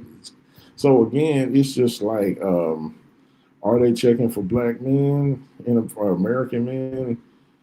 Like, yeah, you know what I'm saying? They like black men. They like men. Period. Like they just looking for somebody to love on them and treat them right because and they just want somebody that's serious about them. You know what I mean? So that's really all I can really say. What are they as far as like they checking? Like if you got your affairs in order, and you, yeah, they're gonna respect you. They're gonna treat you right and all of that. You know what I'm saying? So, So, brother, can I ask you? So, you had a lot of time with dating women there. Can I ask you, how were you meeting women? Was definitely. it the apps? Was it cold approaching? If so, can you? I said, how about we do apps first, brother? So, what apps were you using out there? Was it Hinge or Tinder? Break it down for me, bro. So based on my personal experience, um, and based off what I've seen and what the cab drivers are saying, like believe it or not, Tinder and Bumble work well out there. Find some really good women, like pretty women. Again, you just have to vet them properly. I mean, at the same time, it's kind of scary if they're using those apps because I mean, yes, they speak English, but they could kind of be on the materialistic side. But again, like I said, I found some really good ones too. You know what I'm saying? Like really good hearted, really just treat you real good. Like, uh, like great women. Like, and then like I said, I met one, and just even just talking and cold approaching is way better. Like, and mind you, I wasn't really on no cold approach stuff. Like the majority of the dates that I met off apps with the exception of this one. I wasn't about to let her get away because, like, I was with the cab drivers. I swear I said I was going to remember the name of the restaurant, but I forgot it. But it's a very popular restaurant. It's like in the downtown Bowl area. Uh, Lord, when it's in Lord's first Ethiopia video, he was there, and it was the exact same restaurant I went to it. And I saw this gorgeous Etrian, and she was just so happy she was an Etrian girl, but she had like this big, beautiful afro, just chocolate, and she was leaving it. I was like, yeah, I'm not about to let her get away. I mean, she had the curve, she had it going on, like all the way. And just so happened she spoke English. You know, I just talked to her. I was just like, man, I'm not going about to let you get away from me. You know what I'm saying? Like, I exchange information. And we went out, I think the next day or the day after, they there, man. Like, they really there. Like, and the dating was just like night and day. It was, to be honest, I felt alive again versus being in America. Like, it was dating is so bad here. Oh my God. But yeah, um, it was a great experience, and I would just say like the brothers who have their passports and have their affairs in order, um, you're not going to have a lot of problems. And just you just know how to talk to a woman, you'll be fine. Mm. So, brother, how do you then ease them towards going on dates? Particularly, you were there for a short time. They're probably asking you how long are you here for. They find out you're here for a short time, but how did you ease them to go on dates, brother? I want to know. Like I said, it was like I told you. I literally met that chick, cold approached her that night, and I think the next day or the day after we went out. Um, there was a chick I've been talking to uh, through one of the dating apps for a minute. When she saw I was seriously coming out there, oh yeah, she treated me good. And the trick thing, and that's what I'm saying. Like I really like this chick too because she put forth some effort. You feel me? She lived 40 minutes outside, like in the outskirts of Addis, and she drove all the way up to pick me up so we could go out. You know what I'm saying? So these women, just saying, uh, you know, another chick, she came all the way from where she was to see me. These put forth some effort, man. But like I said, you run into some scallywags too, because like, but here again, it just goes back to where you find them at or where have you. Because that one club that I told you I went to, which I ain't gonna lie, I was dancing with this chick, and like I said, she looked good. So I knew I had to go, but I grabbed the number and everything or whatnot, and we started, chatting on WhatsApp or whatever. Come to find out, she was on some pay for play type stuff, and I went in. You know what I mean? So it was just, yeah. But yeah, so it's just all on just this again. Just as a man, just yes, dating is better overseas. It's a way better deal.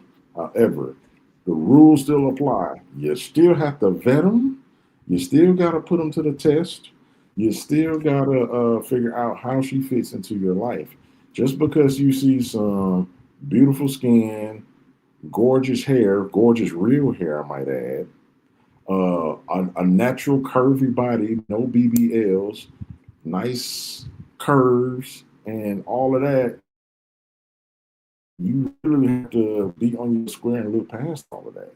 Because when I say they're in abundance, but don't be a sucker or don't just simp out on her because she just Because the thing is, and let me just say this, like and I can admit, as a lot of American men, I ain't gonna say all, because you got some brothers that still pull in America. I mean, technically, I could pull in America if I really want to, but I just don't want to deal with them. I'm just chosen. Like, yeah, I'm just not dealing with that. But you have to. And O'Shea Duke Jackson says it best: "Wherever you go, there you are." So if you work on yourself, if you really focus on what you got going on and what you're doing, you'll be able to attract exactly what you need without and you just have to really just like again vet properly and pay attention to her actions and just remember that you are the prize. See, with feminism, the way the world is set up in the United States, it says that women are the prize. But see, Trump and these student loan situations and this recession is coming, women are starting to come to grips that men are the prize. The problem is the majority of these women been ran through. They got about one or two babies or five babies, and now they're talking about they want a good man. They want a real man to take care of them. What? Now, I mean, some guys, they like dating. They might find a woman who might have a child or two, and if that's your thing, cool. God bless you. God help you. But I've done the single mom thing, and not doing that again, buddy. Nope. So, brother, let me ask this right. So, how do you vet a 4 woman to find out she's not a 3 or 4? She's not, obviously, high body count. Well, what's your advice for us on as to how to vet out there, brother? It's just like you vet anywhere else. Pay attention to a woman's actions and not her words. Talk to some family. Talk to some. Figure out, who are friends, who she hang around, what she do. You know what I'm saying? Like you have to just pay attention. Pay attention to her actions and not her words. Like if she says she gonna do something and she do it, cool. If you know what I mean, if she's really pay attention to just the stuff that she consumes as well. Like if she's sitting up there consuming American crap, then she might be kind of feminist. Like some, you know what I'm saying? Just you just have to pay attention. And then pay attention to the fact of is she adding value to your life outside of cheeks? Because at the end of the day, God designed women to be a helpmate. Is she really helping you walk in your purpose and what it is that you're trying to do and accomplish? Is she making you the priority or is she making it about her? Just like vetting a woman anywhere else. And see, we get caught up, like the majority of men get caught up, or they just get so happy or just so like, oh man, I got me somebody that really want to be with me, willing to be in a relationship with me, who is a man. And then you get finessed, just like that dude in Kenya who married that Kenyan woman, brought her, well, he made the mistake of bringing her to the United States. And well, the rest of the story. She runs off with a white man. So, but his problem was he really didn't vet her properly, or he thought he vetted her properly. I mean, his real problem was he brought her back here. But at the same time, we all just have to not be afraid to test women and not be afraid to put our foot down because God gave us the authority as men to be men. Have some balls, use them. Damn. So, brother, let me ask this right. So, you've mentioned that Ethiopian women are the most beautiful women in the world. Tell me why you think they are the most beautiful women in the world, brother. Me personally, I love black women. I love dark skinned women. I love caramel women. I love red bone women. Like basically anything darker than me, I'm going. Well, for the most part, right? But what I do not like about particularly black women in the United States, man, arguably in certain parts of Africa, the weave, I'm not a fan. Like, if we were sitting there watching a movie on Netflix, I'm rubbing my fingers through your hair and I feel tracks. No bueno. No bueno. Black women here, they want BBLs. Like fake booty, fake. in Ethiopia, those girls are real. Like they hair, like the natural curls, all they wear stuff natural, bro. Like natural. Like if I'm sitting watching the couch with the Ethiopian woman outside to rub my fingers in her hair, it's her actual hair. Like I don't have to stress about an Ethiopian woman having a BBL because her booty's real. She's naturally busty. If you know what I'm saying, she's just attractive. And then more importantly, it's her attitude, her mindset. Like I met, like I said, I met a beautiful. Oh my God, such a beautiful sister. At the second Airbnb, chick works 2 jobs. And if you see it, you'd be like, oh my God, but she's just so humble, so cool. And she just don't think that she just like all that. But when I say she's gorgeous, Jesus, whew, yeah, a lot of that there. Damn, brother. So, what physical traits do Ethiopian women have that make them different from other women? That makes them look so good? Is it the skin tone, Well, brown skin? Is it the well, head shape, the nose? imagine a sexy red or a Cardi B that's all natural. No butt shots, no BBL. Imagine a woman with a pretty face, but they got some big old foreheads, which is kind of funny. But they got beautiful hair, pretty eyes, pretty smile, and a good attitude. No brainer, bro. Like But you know it's you crazy. go. I'm sitting up here watching YouTube videos on Amaret.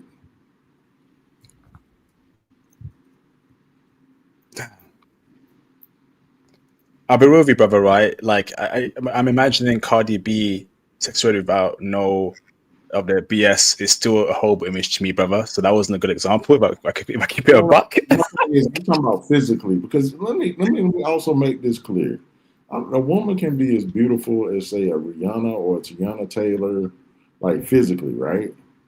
Mm, But at the end of the day, it's her attitude, man. And then nobody's perfect. So no matter how gorgeous and attractive she is, there's still going to be something messed up about her. Because guess what? Newsflash: women are crazy. They're crazy. But as a man, it's up to you to decide what level of crazy you're gonna deal with. But again, that goes back to the vetting process. mm. Brother, tell me about the personality of Ethiopian women. Is it submissive, brother? Very feminine, brother? Are they women, that are kind women? And one scenario, brother, right? Like for me, a woman is really submissive if she would, but but I have a scenario for you as an IT bro, okay, brother? So, brother, you on IT, bro? Okay, you're working great hours, making the big money, brother, and you come back home, brother, right? And the first thing your wife does, who's Ethiopian, right, is take your jacket off and say, "How was work?" You say you're all right, right? And then she does something amazing next for you, brother, right? She says, "Come upstairs, right? She wants to bathe and moisturize you." So she takes you into the bathroom, she runs the water, and then she starts bathing and moisturizing you, brother, right?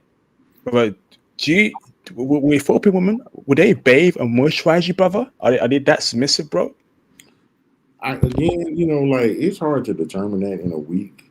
However, I can say that, in my week, in my experience in just dating, the dates that I've been on, I've encountered some very sweet, very kind, and I can tell very submissive women and that want manly men. Just at least the ones that I dated were nurturing, where you can tell they were kind and caring, and you could tell that they were wife material. That they would be somebody that will arguably do some of those things if that's what you made it known as you wanted, and would do it with no problems. Amazing, amazing, brother. Brother, now within Addis, right? Are there particular spots you recommend brothers to go to meet women? Is it like a particular, let's say, park in Bowl, or is it anywhere in Addis you can meet women, brother? just walk outside. Like for real. Walk outside, man. Walk out. Just go, just be places. Trust me. You gonna come up with quite a bit. Like as far as like was there like a super magnet location where they hang out? Again, I couldn't tell you that. Again, I'd have to go back and get more intel on that. Obviously, they're clubs, but again, the type of woman you're gonna find at the club, and that's what you're looking for. Hey, go for it. But when I say they literally everywhere, bro. Like everywhere you go, just just experience the country. Just go. Amazing, incredible, brother. Um, well, this has been a great live stream. Can I ask you, brother, in regards to age gap? Now, can you be a brother in his 40s and 50s and 60s and date a woman in her early 20s, mid 20s, brother? Is that a common thing there in Ethiopia? Every chick, every single woman I dated was in their 20s. Like 25, 24, 25, and 24. 24. And here's another thing about these 20, 24, 25-year olds versus American women. They're mature. They can hold a conversation. And you thinking like you talking to somebody your age. Damn. Wow. And brother, like when you were, brother, you would say like it's much easier to talk to Ethiopian women than American women. You can connect to them. You can have a connection with them, and you can't do that. You can't do that with American chicks at all. Like I said, man. Like besides like the little nuances of the language, because like I said, there might be little phrases or little like sayings that we say in America they may not know, but for the most part, you can communicate with them and relate to them just fine. Y'all can understand each other, what you deal with. Um, like I'm gonna be honest with you. Like I was already just pretty much checked out with a small glimmer of hope of maybe someone in America. But now I'm like to the point where I'm just like unfollowing American women on my Facebook, on my Instagram. Like y'all can have them. Like I've been to Ethiopia. I know what's over there. I know what's available to me. And why would I even waste my time? Like just for the heck of it, man. Like I recently went to Cracker Barrel because it was National Pancake Day. And something, and I ain't gonna lie, this chick she was pretty well built. She seemed nice, cute, definitely my type of woman I like physically. But in my mind, I was like, I'm not gonna waste my time. I'll just for poops and giggles, just spit a little game, talk to her, whatever. So I got her number or whatever, right? And of course, I didn't expect it to go anywhere because I could kind of tell she was like a little ratchet queen. There's little stuff I could tell. She was kind of a little ratchet queen. But I just bid anyway, just because I kind of knew where it was going to go. But lo and behold, called her whatever.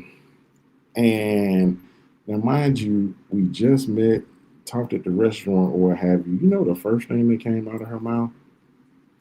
You got $35 on cash Oh in? man, what? Yeah. So needless to say, it's not worth it to date in America anymore because it's like the women, they do not value us. They just see you as a paycheck. Unless you NBA young boy or Walmart Tavius or something, they'll deal with you with your 4 and 5 kids.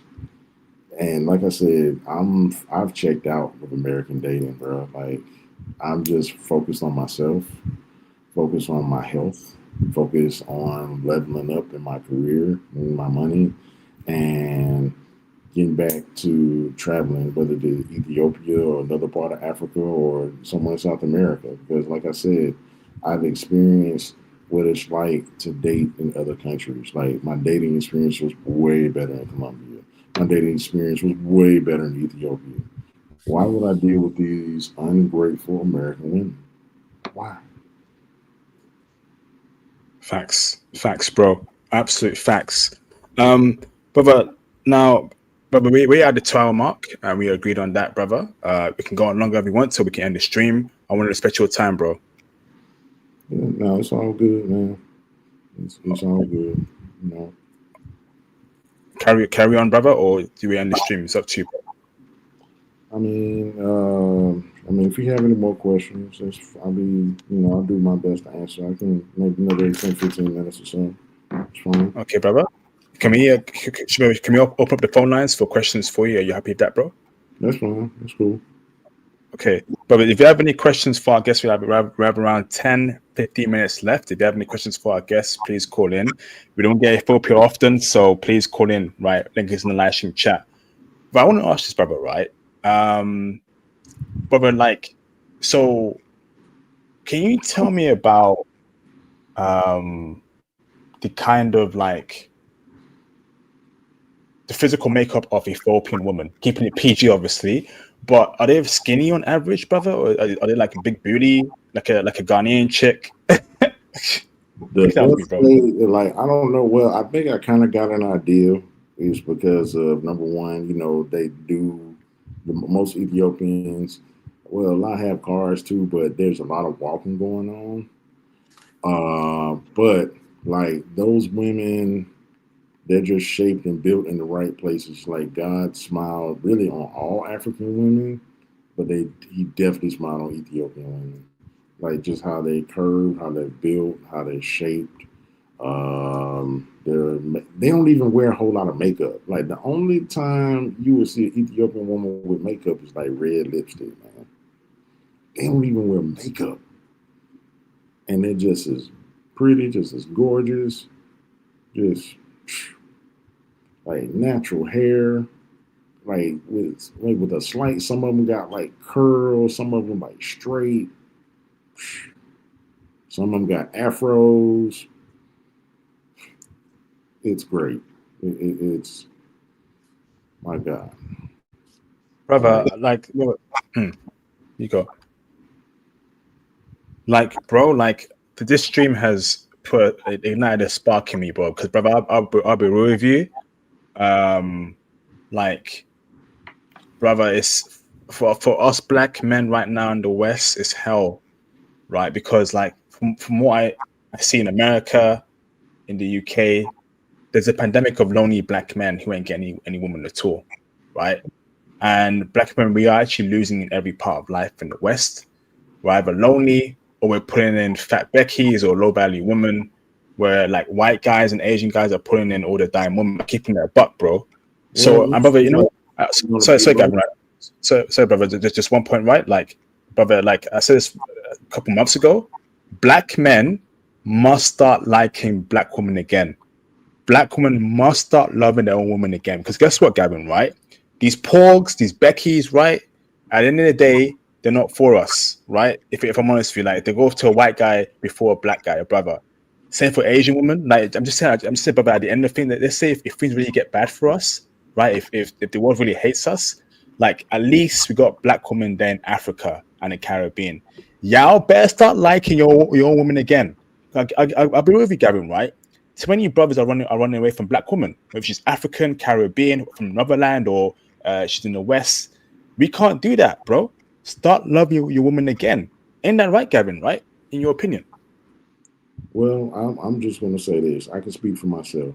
Again, I love black women. I love all women, really. Especially if they're the right shape, the right characteristics, the right character. But black women are the priority for me. Like, you know what I'm saying? That's just me personally. I say, and my buddy Delane Isaac, shout out to No Reservations and Delane Isaac Plus, that movement. But he says, and he has a T-shirt now. He says high interest only, and the quote for his channel is like, go where you're celebrated and not tolerated. So I just encourage any brother, if you can Go to Africa, see, experience Africa, see how you're celebrated there. Because trust me, us American brothers are not in different parts of Africa. But if that doesn't work for you, you go where you're celebrated, not tolerated. Some brothers can go to South America, i.e., to Brazil or Colombia. Because when I went to Colombia, I dated nothing but chocolate Colombians down there. They got them like beautiful dark skinned sisters with real hair speaking Spanish. You know what I'm saying? So you can go to Cartagena, go to Bogota, go to Brazil. Brazil, Salvador, Bahia, Rio. You got beautiful melanated women down there. You know what I'm saying? And then, of course, all over Africa. But, some brothers, they just hung up on, a Thai chick, an Asian chick, or like man, I had such a great experience in Germany or Switzerland or Australia. Do you know what I'm saying? Go. My thing is, especially with what we're dealing with pressures as black men as a whole, and just the crap that we have to deal with. You want to go where you're celebrated, not tolerated. Ideally, if you really, me personally, I'm for the black family and building, black culture. But I'm also believe that we work very hard, we sacrifice a lot, we deal with a lot, and we deserve what it is that's desires of our hearts, and that's what it is. Hey, okay, bro. I mean, no, bro, that was good answer there. I feel you, bro. So, brother, like, do you see yourself, brother? Is your plan to marry an Ethiopian woman? Is that your top number one woman right now, bro? To be honest, it's hard to say, man.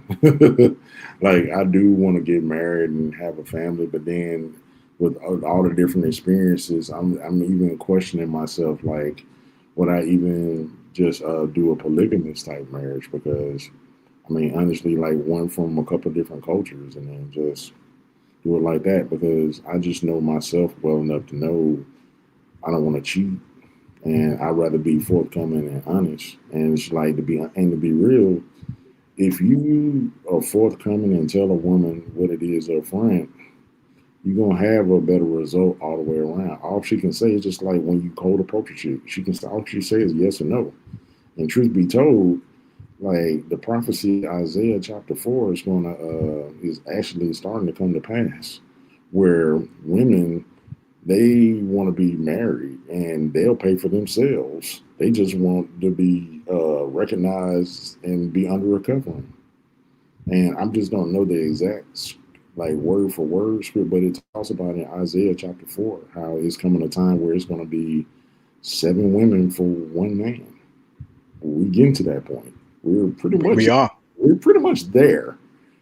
And like I'm a Wait. like I said, I'm a believer. I believe in God, but like I do believe in polygamy, especially for the black community, for community building, because we have a lot of these children without fathers, and realistically, that may be the best thing for the community moving forward. And if everybody pool their money and their resources together to actually build and have something, and really, it's about to come to that. Like honestly, like even us tech bros will be in a position, like from a fiscal standpoint, to be able to handle multiple wives. And key is wives. It's not just all about your lust or oh I get to just come smash these chicks anytime I want to. Because the reality is, even with polygamy, you have to be able to provide and protect for all parties involved and anyone else that comes along, i.e., children. So it's a lot more than just okay. I get to just smash these women, or I get to just do this, that, and the third. You got to be able to take care of them, and So, not very many men, especially with the things that are coming down the pipe, are going to be able to do that. so, brother, like, uh, brother, in your opinion, are Ethiopian women open towards polygamy? So, one man, multiple wives, from what you saw out there, brother? Even Christian women? I know Muslim women are, but are Christian women open to it as well in Ethiopia? The Christian women, that's what I'm just really just kind of exploring and seeing what's what.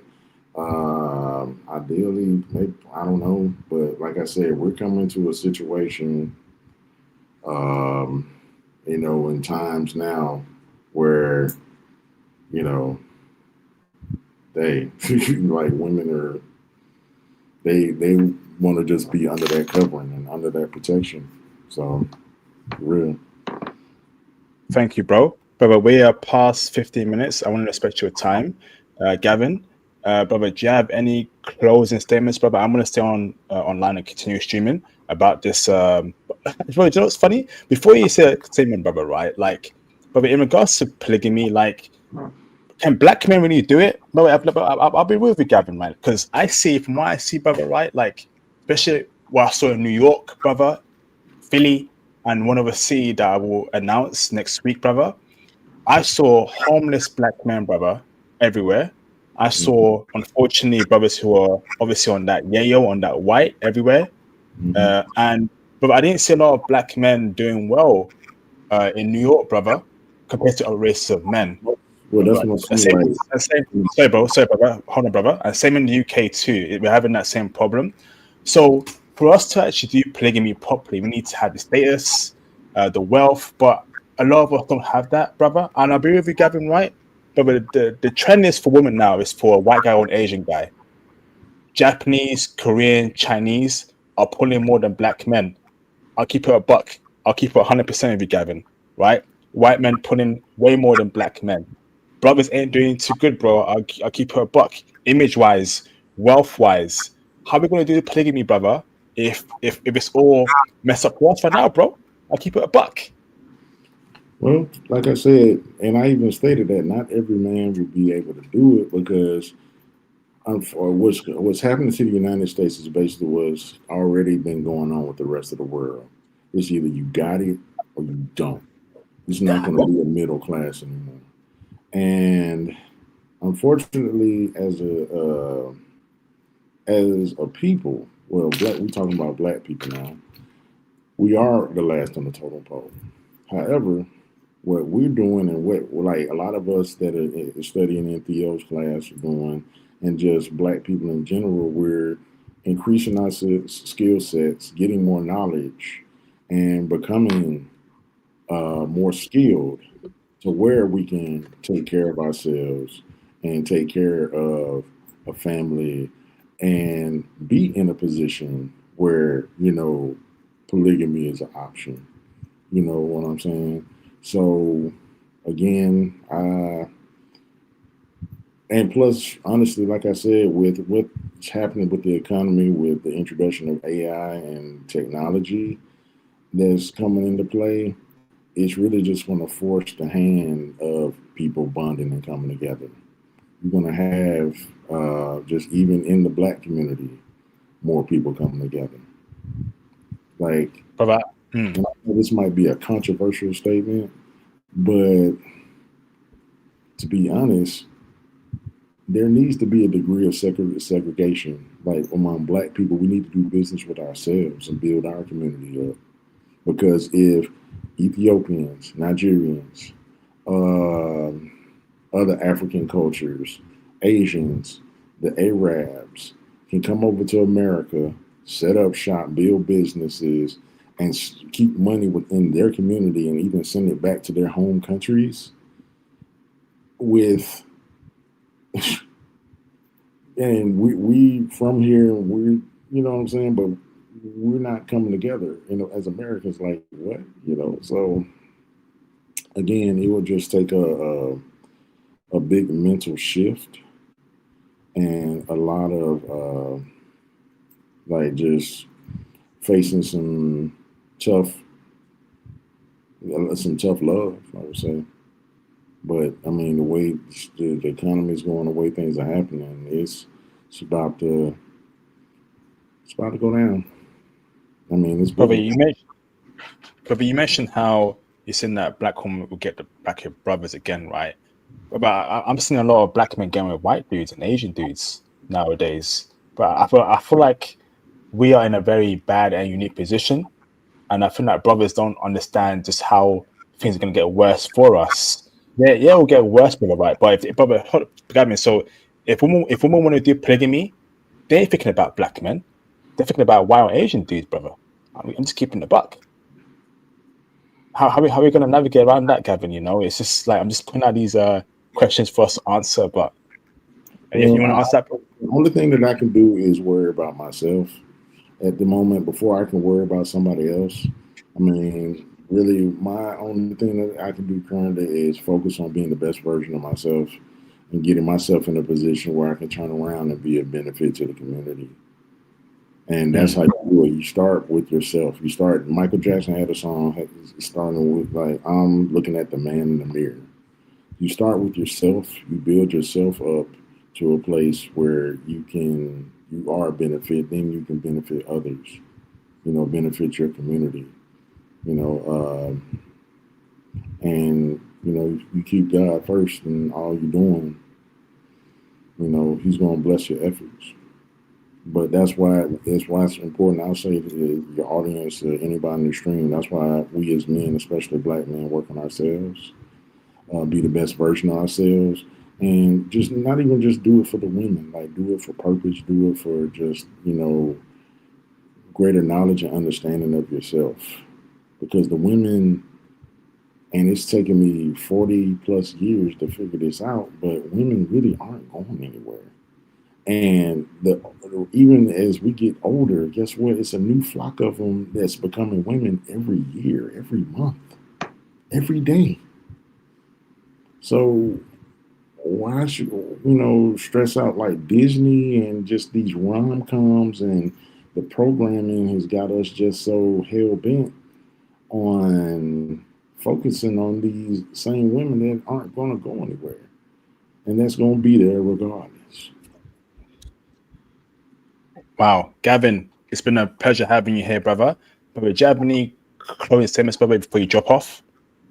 I would just say thank you for the opportunity. May God bless y'all. I also have a book on Amazon currently. Really got to get the webpage up for it, but the book is on Amazon. It's called Good Stewardship. If you simply type Good Stewardship, it's one of the first things that comes up. It's a book it's a self-help book that just uses the Bible, but also real life to show you God's first principle that He gave us all, which is stewardship. We have to be a good steward of what we have if we're going to seek the things that we want. You know. But,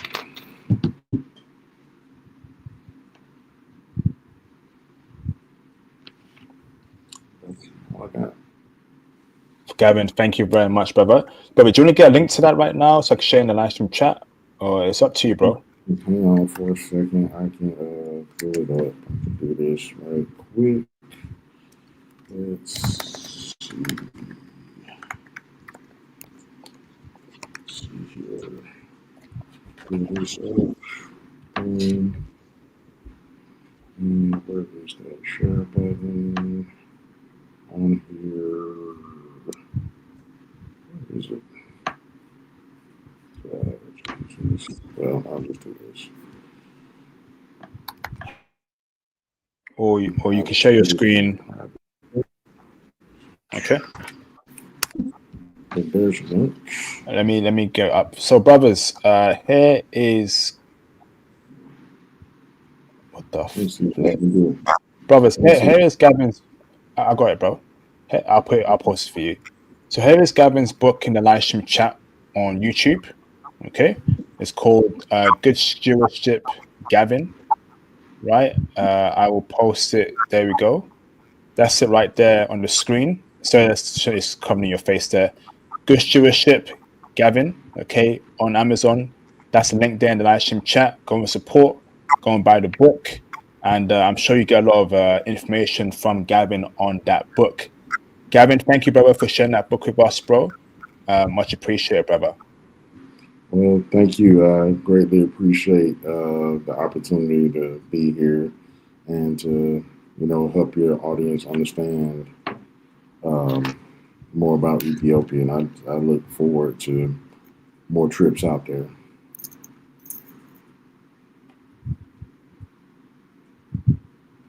And God bless you. Hey, God bless you too, brother. Thank you, brother, for coming on here. Brothers, go and buy Gavin's book. There is in the live stream chat. The link is in the live stream chat on the screen. Good Stewardship by Gavin. And I'm sure it'll be a great book. Gavin, thank you, brother. Feel free to drop off, brother. We'll speak soon, okay, in the future, all right? All right, thank you. All right, peace out, bro. Bye bye. So, brothers, great stream, man. Great stream. Type of one in the chat over here with me. No crash out today. I'm sorry, I'm tired. No crash out, just Ethiopia. Um, you know, how y'all doing? How y'all brothers doing, man? Y'all good? I can stay on for another 10, 15 minutes if you want to call in, speak about anything, not only about Ethiopia, but anything that's happening in life, dating, what you're seeing with brothers. Call in, man. We got over 50 people watching, so feel free to call in, have an open conversation. I'm here for the next potentially 10, 15 minutes. If no one calls in, if the chat isn't active at all, I end the stream. I ain't gonna waste time, man. Please, like I got things to do. You know, I do my best for the channel for you brothers, right? So call in if you wanna. If you don't call in the next 5 minutes, I'm gonna end the stream and prepare for a busy weekend ahead of self-improvement, self-improvement, self-improvement, self-improvement, self-improvement. Now, I want to make a point here, right, about self-improvement. I think every brother should be self-improving, but you self-improve to a certain point. You can't be self-improving forever, right? Because what does that mean? Now, it's good to always self-improve. That's what I mean, right? But a lot of brothers I meet, when I ask them, you got a girlfriend, you got wifey, whatever, it's like, nah, man, I'm just focused on me. Okay, that's great, right? But I didn't. But eventually, you have to seek that kind of woman. You have to seek a woman. You can't be self-improving, running away from women. You know, and it's a conversation we had the other day with the bros. Okay, it's great to self-improve, right? But please make sure that you have balance in your life. If a good woman comes along the way, check her out, explore it. You know, because brother's time is going, bro. We got 3 more months until the end of the stream, and October, November, December should be self-improvement mode only. Pick one skill set, one topic, and go ham for the next 3 months. So you're going into 2026, right? With that skill set.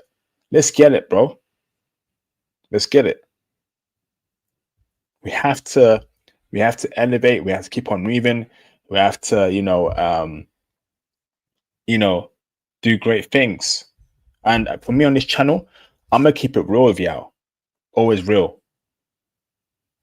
So when I say that brothers ain't doing too good in the West, or when I see lonely black men, when I say brothers, are not pulling women, I mean that, bruv. I mean it. It's hell out here. Lonely black men, left, right, forward, center. I'll keep saying that until that changes. And that should motivate you to join my Python course, get IT skill set to help you leave the West. Cause it's real spooky out here, bro. Real spooky. And I'm always gonna tell the truth in every matter I speak on, man. I gotta tell the truth for my bros, for my brothers. Have to. Have to, man.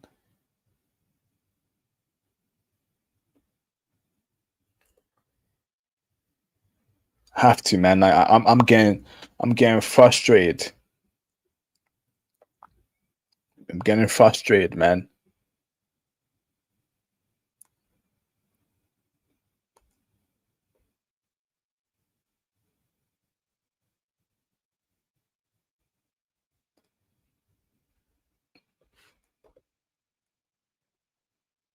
Type of one in the chat if you're here with me.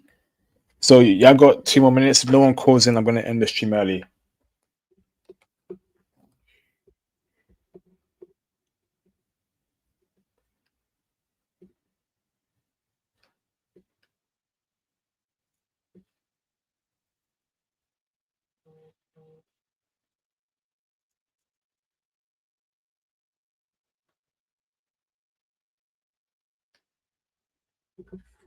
Johnny in the cut.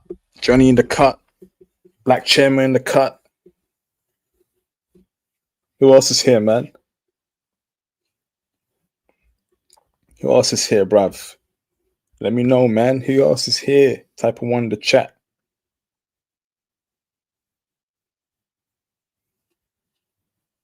Kit Gang in the cut. Alexander McQueen.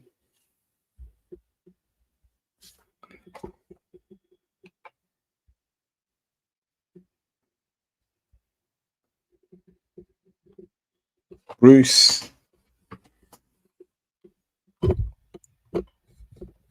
Damn. Man, what a journey, man. Honestly. I look at the streams I've done in the past, so many countries. Man, 2026, that's gonna be our year. Has to be. It's gotta be 2026. I don't give a damn what anyone says. 2026, that's it. That's it. That's it. Making moves. Big moves. All of us.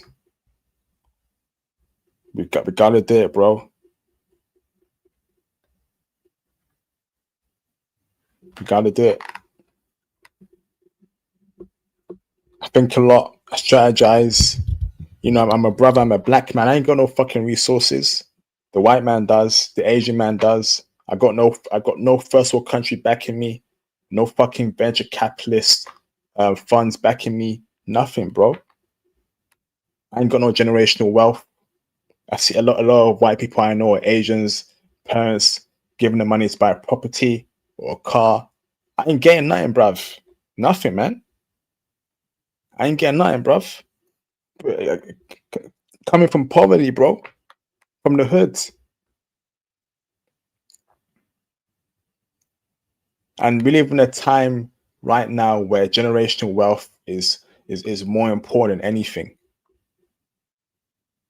I ain't got that. A lot of brothers don't got that. We out here trying to make it out the mud, bro.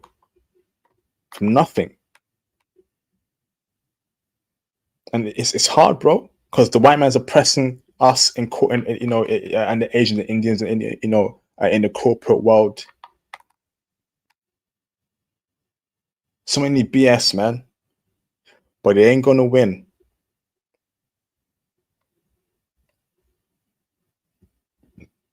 This community right here, y'all kept me sane, right?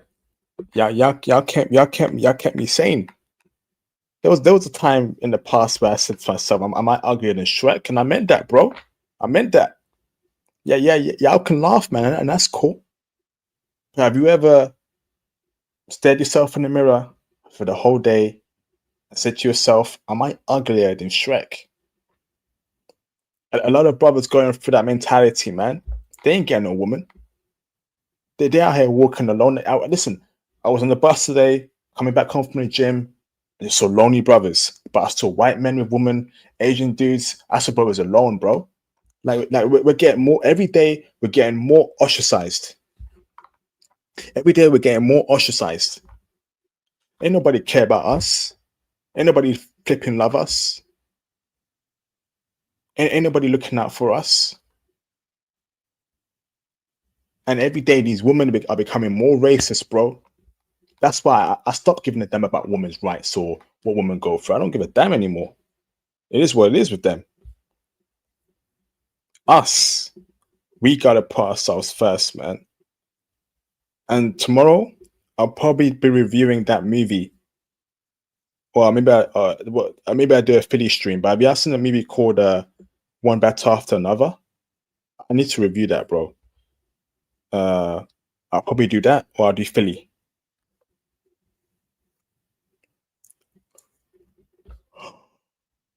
Oh, okie dokie.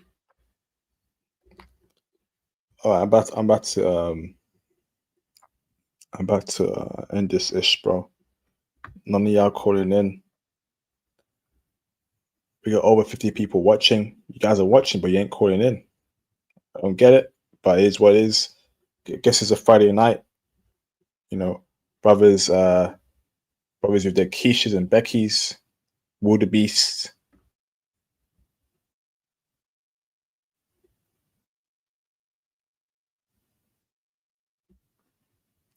Brother's bugging out.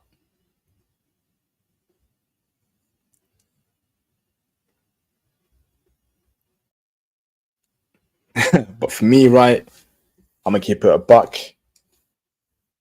Yeah, it is what it is, man.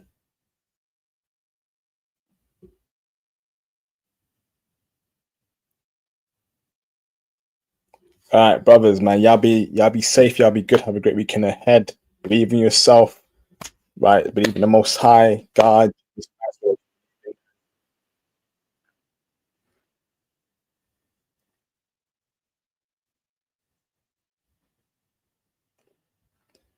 All right, brothers. Peace out. Yeah.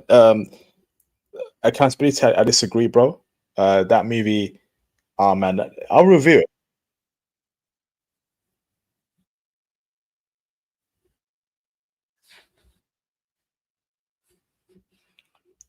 I'll review it.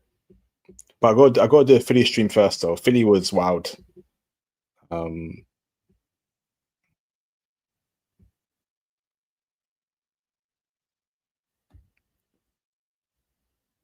All right. Peace out, brothers. Yeah. Take it easy.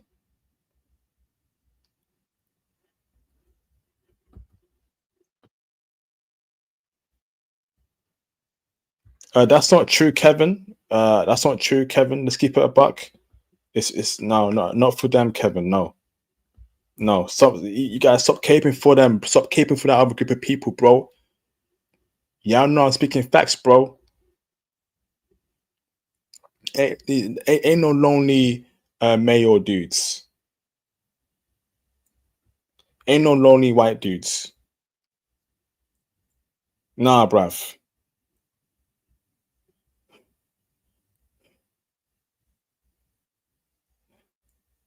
It's their kingdom. I don't want to crash out, man. Nah, nah. I don't want to crash out tonight, man. Nah, we ain't going on Kick or Rumble or Twitch. No, not today. Not today. I want to get some sleep. Peace out, brothers. Yeah. Don't crash out, IP. Don't crash out, bro.